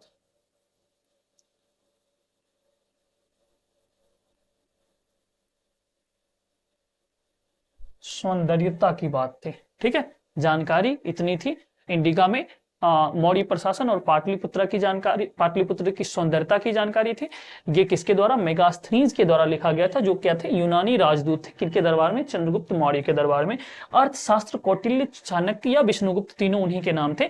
ये चंद्रगुप्त मौर्य के प्रधानमंत्री थे और इनके द्वारा लिखी गई अर्थशास्त्र, किताब का नाम है अर्थशास्त्र, और इसमें किसी भी तरीके के अर्थशास्त्र की चर्चा नहीं की गई है। इसमें चर्चा किसकी की गई है? राजनीति की चर्चा की गई है। ये बातें आपसे एग्जाम में पूछ लेगा। आप कहेंगे अर्थशास्त्र, अच्छा इकोनॉमिक्स, ओ वाह इकोनॉमिक्स की चर्चा होगी? नो, बिल्कुल इकोनॉमिक्स की चर्चा नहीं होगी, इसमें चर्चा राजनीति की होगी। इतनी बातें आप ध्यान रखिएगा। जिस चीज पे मैं जोर दे रहा हूं तो यहां से प्रश्न बनने की पूरी संभावना हो सकती है कि अर्थशास्त्र में किसकी चर्चा हो। आप अर्थशास्त्र देखते हैं, कहेंगे अच्छा अर्थशास्त्र, सर बताए थे कि नहीं अर्थशास्त्र में अर्थशास्त्र की बातें नहीं की गई है। इसमें किसकी बातें की गई है? इसमें राजनीति की बातें की गई है। किसकी राजनीति की बातें की गई है? तो चंद्रगुप्त मौर्य की राजनीति की बातें की गई है, ठीक है, इट्स क्लियर।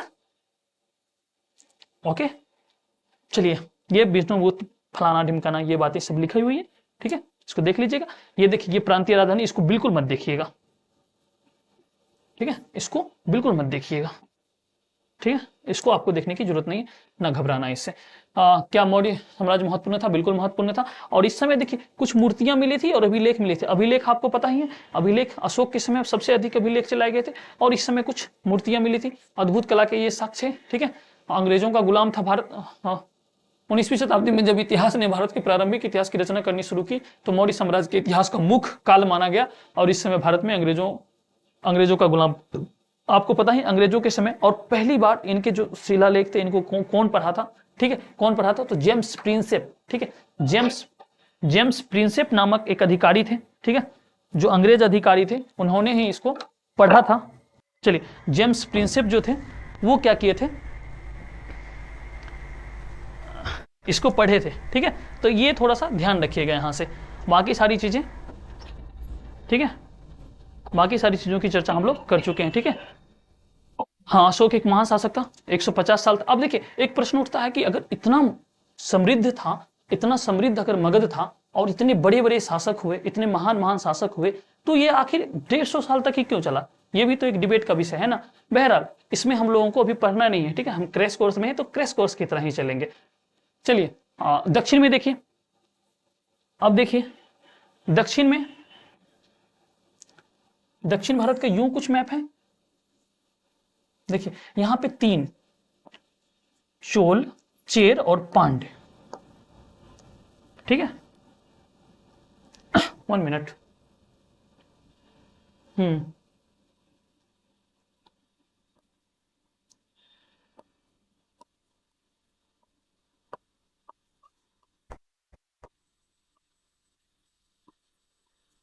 और पांड्य, ये 3 वंश आप साउथ में देखेंगे, ठीक है। चेर वंश, चोल वंश और पांड्य, ये विशेष इससे कुछ पूछा नहीं जाएगा आपको, ठीक है, इससे कुछ विशेष बातें नहीं पूछी जाएगी। और इसकी जो जानकारी है, इसकी जानकारी तमिल साहित्य में मिलती है, ठीक है, तमिल साहित्य में। बस इतनी बातें ध्यान में रखना है, बाकी और कुछ नहीं, ठीक है। तमिल ग्रंथों में इसका उल्लेख है। चलिए वैदिक राजा, ठीक है। अब देखिए उस समय क्या होता था ना, उस समय जो लोग होते थे, जितने उनकी प्रजा होती थी, उसके सामने अपनी प्रतिष्ठा बढ़ाने के लिए क्या करते थे, बड़े बड़े मंदिरों का निर्माण करवाते थे, मंदिरों में पूजा किया करते थे, ठीक है, ताकि इससे क्या होगी, उनकी अपनी देवीय स्थिति दिखाने की कोशिश करते थे कि देखिए हमें भगवान ने भेजा है आपकी सेवा के लिए, हम ही आपकी सेवा कर सकते हैं, भगवान ने हमें भेजा है, यानी कि अपने आप को देवीय रूप में दिखाने के लिए। तो ऐसे देखेंगे कि बहुत सारे मंदिरों का निर्माण, मंदिरों की सिलसिला आप देखेंगे इस समय शुरू नहीं होता है, स्तूप के बाद मंदिरों का सिलसिला शुरू होगा। वो मैं आपको बौद्ध धर्म जब पढ़ाऊंगा तो वहां पे मैं सारी चीजें आपको क्लियर करूंगा, ठीक है। कुषाणों ने ऐसा किया था, ठीक है, देवी देवताओं की पूजा से राजा उच्च स्थिति हासिल करते थे, अपने आप को ऊंचा दिखाते थे, ठीक है, कुषाण शासकों ने ऐसा किया था। अफगानिस्तान में इस तरह की चीज देखने को मिलेगी, और मूर्तियों के माध्यम से राजा खुद को देवतुल्य पेश करते थे। 4वीं शताब्दी में गुप्त साम्राज्य की बातें हम लोग पूरी तरीके से कर लिए हैं, ठीक है, गुप्त साम्राज्य के बारे में पूरी तरीके से चर्चा कर लिए हैं, सारी चीजें देख चुके हैं, गुप्त साम्राज्य की बातें हम लोग कर चुके हैं, ठीक है। इसमें से देखिए हरिसेन, ठीक है, हरिसेन जो थे ये समुद्रगुप्त के राज्य कवि थे, ठीक है, ये ध्यान रखिएगा। समुद्रगुप्त के राज्य कवि लीजिए ना, यहीं पे लिख देते हैं, हाँ यहाँ पे लिख देते हैं, समुद्रगुप्त के राज्य कवि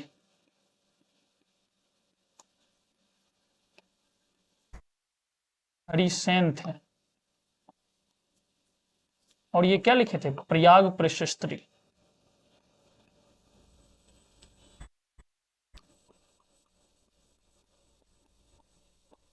प्रयाग प्रशस्त्री, ये संस्कृत भाषा में लिखे थे। इसमें किनके गुणगान थे, इनमें समुद्रगुप्त के गुणगान थे, ठीक है, समुद्रगुप्त के बारे में गुणगान किया गया था, ठीक है। जितना भी युद्ध लड़ा कभी नहीं हारा, इसे भारत का नेपोलियन कहा जाता है। उपज बढ़ाने के तरह हल का प्रयोग, फसल की फाल बताई थी ना आपको, जैसे ही लोहे का आया तो पहले लकड़ी से होता था, अब लोहे से होगा तो फसल बढ़ेगा, जल्दी से जुताई हो जाएगी। पर्वतीय इलाकों में कुदाल का प्रयोग, मान लीजिए पहले लोहा नहीं था तो कुदाल कहाँ से आता, अब कुदाल का प्रयोग होने लगा। तब मान लीजिए ये पहाड़ है, इस पे भी तो खेती, यहाँ पे कुदाल से खेती कर सकते हैं, लेकिन बैल लेकर के जाते, लकड़ी वाला बैल, तो यहाँ से बैल चलता और ढुलक के नीचे गिर जाता। लेकिन कोई व्यक्ति जाए तो इसको तोड़ करके ऐसे बना देगा, ऐसे कुदाल से यहाँ भी खेती हो सकती है। जैसे कि चाय की खेती पहाड़ों पे ही होती है अधिकतर, ठीक है, तो कुदाल का प्रयोग किया जाने लगा, तब जाकर के उपज बढ़ी। सिंचाई के तरीके आपको पता था, गंगा नदी था, सोन नदी था, कुएं तालाबों और नहरों से क्या होने लगा, सिंचाई होने लगा, इस तरीके से उपज बढ़े। भूमिदान की बात हम लोग किए थे, प्रभावती गुप्त साक्ष्य मिला है, वही भूमिदान पहली बार की थी, ठीक है।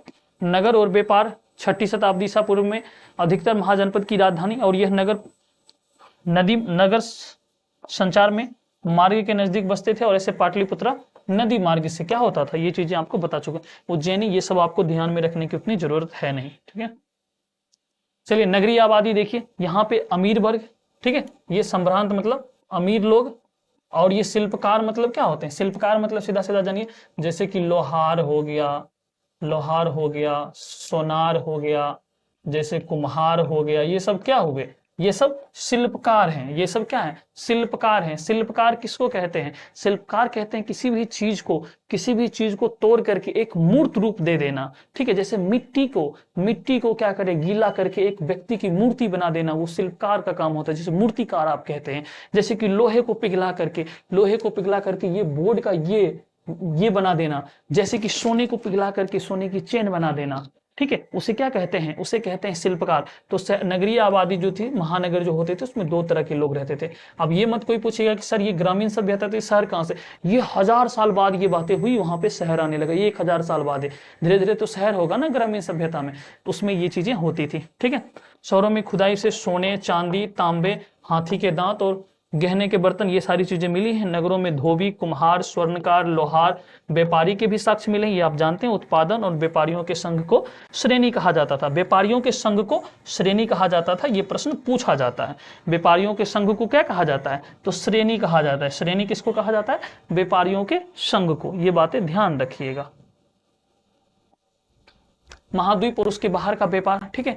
अब भूमि व समुद्री मार्ग से होता था, भूमि मार्ग से मध्य एशिया व इसके आगे तक, समुद्री मार्ग से बंदरगाहों और अरब सागर, उत्तरी पश्चिमी अफ्रीका तक होता था, ठीक है। अनाज और कपड़ा, धातु के निर्माण के लिए पत्थर, लकड़ी, जड़ी बूटियों, इन तमाम चीजों का प्रयोग किया जाता था। भारत से अधिकतर क्या होता था, रोमन साम्राज्य में काली मिर्च भेजा जाता था। अब देखिए ये अपना प्यारा भारत रहा। अब यहाँ से व्यापार करना, समुद्री मार्ग से यहाँ व्यापार कर सकते हैं, समुद्री मार्ग से यहाँ व्यापार कर सकते हैं, समुद्री मार्ग से यहाँ व्यापार कर सकते हैं, समुद्री मार्ग से यहाँ व्यापार कर सकते हैं। तो अधिकतर क्या होता था, समुद्री मार्ग से व्यापार होता था, ठीक है, समुद्री मार्ग से व्यापार होता था,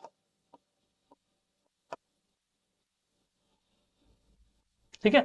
ये आप जानते हैं, ये अफ्रीका है, ये आपका विश्व का मैप है, ये अफ्रीका है, ये यूरोप है, ये आपका एशिया है, एशिया में ही अपना देश भारत है, एशिया है, ये आपका उत्तरी अमेरिका है,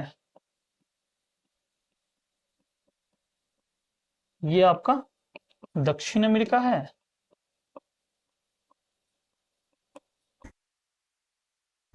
और ये आपका ऑस्ट्रेलिया है, ये आपका अटलांटिका है, ठीक है। इस तरीके से 7 महाद्वीप है ना भारत में, अथी विश्व में, ठीक है। ये आपका जो ब्लू ब्लू दिख रहा है, ये सब क्या है, समुद्र है। जितना भी ब्लू कलर दिख रहे हैं वो क्या है, समुद्र है। तो ये चीजें आप ध्यान में रखिएगा, ठीक है।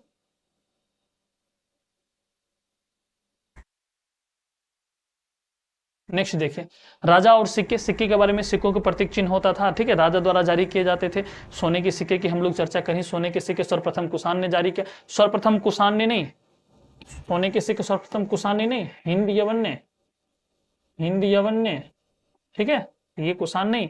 भारत में बड़ी तादाद में रोमन सिक्के भी मिले हैं, रोमन सिक्के मिले हैं, इससे क्या पता चलता था, रोमन से व्यापार होता था। अब किसी देश का सिक्का, नेपाल का सिक्का अगर मेरे जेब में मिल जाए तो इसका मतलब है हम नेपाल गए तभी तो मेरे पास नेपाल का सिक्का आया, नेपाल का पैसा आया। तो रोमन के सिक्के मिले, यानी कि रोमन से व्यापार होते होंगे, कोई सामान दिए होंगे तभी तो पैसा दिया, ठीक है। सोने के आकर्षक सिक्के गुप्त शासकों ने जारी किए, आकर्षक नहीं, सर्वाधिक सिक्के, ठीक है।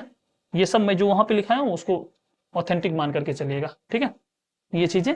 और ये अपना चैप्टर फिनिश। ठीक है, ये अब अपना चैप्टर हो गया फिनिश। ठीक है, ये क्या हो गया, अपना चैप्टर हो गया फिनिश। चलिए एकदम फास्ट देखेंगे। भारत का नेपोलियन किसे कहा जाता है? ठीक है, समुद्रगुप्त को। राइट आंसर, राइट आंसर क्या हो जाएगा बाबू? बी हो जाएगा राइट आंसर, बी। समुद्रगुप्त को भारत का नेपोलियन कहा जाता है। नेक्स्ट, तक्षशिला किस राज्य में स्थित है? तक्षशिला कहाँ था? गांधार में। ये अभी वर्तमान पाकिस्तान में, सॉरी गांधार राज्य में था, ठीक है, लेकिन मगध के अंतर्गत बाद में आ गया था, ध्यान रखिएगा। वर्तमान पाकिस्तान में, वर्तमान के पाकिस्तान में, ध्यान रखिएगा। ठीक है, तक्षशिला। कालिदास किसके समकालीन थे आपको पता है? कालिदास नवरत्नों में से एक था, चंद्रगुप्त द्वितीय के नवरत्नों में से, और इसे विक्रमादित्य भी कहा जाता है। ठीक है, विक्रमादित्य भी कहा जाता है। चलिए नेक्स्ट, हम भारतीय इतिहास का कौन सा काल स्वर्ण काल कहा जाता है? ठीक है, गुप्त काल को स्वर्ण काल कहा जाता है क्योंकि इस समय सबसे अधिक सोने के सिक्के जारी हुए थे, इसीलिए इसे गुप्त काल कहा जाता है। नेक्स्ट चलिए, बाणभट्ट की रचना कादम्बरी किस शासक के बारे में है? बाणभट्ट की रचना जो कादम्बरी है उसमें किसकी चर्चा की गई है? इसमें किसकी चर्चा है? हर्षवर्धन की चर्चा है। ठीक है, नेक्स्ट चलते चलिए, चीनी यात्री फाहियान किसके समय में आया था? विक्रमादित्य, यही है चंद्रगुप्त द्वितीय। देख रहे हैं, विक्रमादित्य लिख दिया है, चंद्रगुप्त द्वितीय। ठीक है, चंद्रगुप्त द्वितीय। चलिए नेक्स्ट, अशोक के कुल कितने अभिलेख अभी तक प्राप्त? देखिए इसमें बहुत डाउट है। ठीक है, अभी लगातार खुदाई चल रही है, तो इस प्रश्न को आप बिल्कुल बनाने की कोशिश मत कीजिएगा। लगातार खुदाई चल रही है, आज आप पढ़ लेंगे 40, आज आप पढ़ लेंगे 30, फिर एक मिल जाएगा कहीं, फिर एक मिल जाएगा कहीं। ठीक है, तो ये प्रश्न आपसे कभी वो पूछेगा ही नहीं, क्योंकि उसको भी नहीं पता चलेगा कि कितने अभिलेख हैं। ठीक है, उसको भी नहीं पता चलेगा कितने अभिलेख हैं। ऐसे अगर ये प्रश्न आ जाए तो आप क्या करेंगे? 40 मारेंगे। भारत की सबसे प्राचीन लिपि कौन सी थी? देखिए प्राचीन लिपि की बात कर रहा है, ये अरमाइक, ब्राह्मणी, प्राकृत, पाली। प्राकृत और पाली क्या है? भाषा है। क्या है? भाषा है, ये भाषा है। और ये क्या है? ब्राह्मी लिपि है। ब्राह्मी लिपि सबसे प्राचीनतम लिपियों में से एक है। ठीक है, ब्राह्मी लिपि क्या है? सबसे प्राचीनतम लिपियों में से एक है। कलिंग युद्ध का वर्णन किस अभिलेख में किया गया है? अभी जस्ट हम आपको बताए थे, ये 13वें शिलालेख में किया गया है। किसमें? 13वें शिलालेख में किया गया। पाटलिपुत्र को किस राजा ने सर्वप्रथम अपनी राजधानी बनाई थी? किसने अपनी सर्वप्रथम राजधानी बताई थी? जरा सा बताइए तो, जरा सा आप लोग बताइए तो, क्या बिंबिसार बनाए थे? ये हर्यक वंश के थे। ठीक है, इसके समय राजगीर था। आजाद शत्रु के बारे में देखिए, उदयन के बारे में बताइए, और महापदम नंद के बारे में। तो सबसे पहले उदयन ये काम किए थे। ठीक है, सबसे पहले ये काम कौन किए थे? उदयन किए थे। हाँ, राजधानी यहाँ लेकर के आ गए थे, कई सारे लोग आए थे। ठीक है, कालाशोक वैशाली ले गए थे, वैशाली से फिर देखेंगे अजात शत्रु के समय आता, लेकिन इसको क्या किया था? पूरी तरीके से राजधानी के रूप में परिवर्तित कर लिया था, और इसके सौंदर्यता पे भी काम किया था। तो ये कौन किए थे? ठीक है, ये कौन किए थे? तो उदयन किए थे। ठीक है, चलिए, जीवक ने वैद्य की शिक्षा कहां से प्राप्त की थी? तक्षशिला से, राजगृह से, पाटलिपुत्रा से। तो देखिए उस समय 2 विश्वविद्यालय बहुत प्रचलित हुआ करते थे, एक नालंदा विश्वविद्यालय, एक तक्षशिला विश्वविद्यालय, एक औदंतपुरी था, और एक क्या था? विक्रमशिला विश्वविद्यालय था। ठीक है, ये सब बहुत थे। तो जीवक ने वैद्य की शिक्षा की बात करेंगे तो देखिए इसमें से कौन सबसे चर्चित बातें बताई थे? तक्षशिला। ठीक है, तक्षशिला। मौर्य काल में टकसाल का अध्यक्ष कौन होता था? लक्ष्मणा अध्यक्ष। ये गलत है, लक्ष्मणा अध्यक्ष। ठीक है, डी हो जाएगा। किसने लिखा कि वास्तविक सुकर्म वह है जिससे प्रजा सुखी तथा संपन्न हो? पता है ये प्रश्न हम कहां देखे थे? ये प्रश्न हम कहां देखे थे? ये प्रश्न पता है आपको? अभी जो बीपीएससी वाला टीचर नहीं होता है, उसमें जो +2 के जो इतिहास पढ़ाएंगे शिक्षक, उनसे ये प्रश्न पूछा गया था कि बताइए वास्तविक सुकर्म वह सुकर्म है जिससे प्रजा सुखी तथा संपन्न हो। ये किसने ये बातें कहा? यहाँ पर भी देखिए क्वेश्चन है, किसने कहा? कौटिल्य ने कहा, चाणक्य ने कहा, विष्णुगुप्त ने कहा। ठीक है, ऐसे ऐसे प्रश्न देखिए आप कितने स्टैंडर्ड लेवल के प्रश्न पढ़ रहे हैं। कुछ भी प्रश्न आए वहीं से, जितने मैंने चीजें आपको बताया वहीं से। जरासंध किस वंश का था? अभी जस्ट हमने बताया था, बृहद्रथ वंश का था जरासंध। ठीक है, किस वंश का था? बृहद्रथ वंश का था। शक संवत की शुरुआत कब हुई? 78 ईस्वी में। 78 ईस्वी में शक संवत की शुरुआत हुई। विश्व में पाई जाने वाली पहली धातु कौन सी थी? तो पहली धातु कौन सी थी? तांबे थी। ठीक है, तांबे, बाद में आकर के लोहा। ठीक है, समुद्रगुप्त की मृत्यु कहां हुई? श्रवण बेलगोला। श्रवण बेलगोला। कर्नाटका। मेगास्थनीज किस यूनानी शासक के राजदूत के रूप में पाटलिपुत्र आया था? किसका यूनानी था? सिकंदर का था, फिलिप का था, सेल्यूकस का था, डेमेस्टिक का था, सेल्यूकस निकेटर का था? किसका था? सेल्यूकस निकेटर का था। ठीक है, सेल्यूकस निकेटर का था। पाटलिपुत्र नगर की स्थापना किस नदी के संगम पे हुई? अभी हम आपको बताए थे, ये सोन नदी, ये गंगा नदी, इसी संगम पे हुआ था। ये गंगा और ये सोन, इसी पे क्या है? पाटलिपुत्र। ठीक है, पाटलिपुत्र। तो गंगा और सोन कहाँ है? सोन यमुना नहीं होगा, कृष्ण कावेरी नहीं, गंगा सोन। ठीक है, राइट आंसर ए। इंडिका के लेखक कौन है? अभी जस्ट मैंने आपको बताया, मेगास्थनीज। कोई प्रश्न ऐसा है जो नहीं बन रहा है? इतनी देर की पढ़ाई में आपके सारे प्रश्न बन रहे। बाकी यहाँ पे आप सब्जेक्टिव प्रश्नों को देखिएगा, लिखने की कोशिश कीजिएगा। ठीक है, अशोक धर्म पे संक्षिप्त टिप्पणी लिखे। धर्म की शुरुआत क्यों की थी? कलिंगा से शुरू कीजिएगा। कलिंग युद्ध के बाद क्या हुआ था? उनका हृदय परिवर्तन हुआ, लोगों में अपनी संदेश पहुंचाने के लिए ये तमाम काम किए थे वो। ठीक है, बाकी इसमें बहुत चीजें लिखी। चंद्रगुप्त द्वितीय विक्रमादित्य की उपलब्धियों का वर्णन किया, इनके क्या क्या उपलब्धियां था। इनके दरबार में नवरत्न रहते थे, इनकी बेटी प्रभावती गुप्त थी, वो भूमिदान की थी। ठीक है, ये तमाम चीजें आप क्या करेंगे? बकाकट वंश में वो क्या की थी? अपनी बेटी की शादी की थी रुद्रसेन द्वितीय से। ठीक है, रुद्रसेन द्वितीय से उनकी बेटी की शादी हुई थी, रुद्रसेन द्वितीय बकाकटक वंश के। ठीक है, भारत आने वाले 2 यात्रियों और उनके यात्रा, भारत आने वाले 2 विदेशी यात्रियों की बात करेंगे तो एक हैंसोंग होगा और दूसरा फाहियान होगा। ठीक है, हैंसोंग किसके समय आता है? हैंसोंग किसके समय आता है? 2 यात्री के बारे में लिख ही लीजिए। ये फाहियान की बातें हम लोग यहाँ पे कर लिए। 2 चीनी यात्री के बारे में लिख लीजिए। चीनी यात्री, चीनी यात्री यहां से प्रश्न बनते हैं। ठीक है, चीनी यात्री तो 2 थे। पहले थे फाहियान, फाहियान ये चंद्रगुप्त द्वितीय,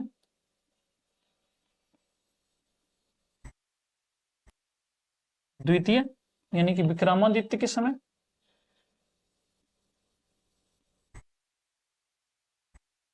और दूसरे कौन थे? हैंसोंग।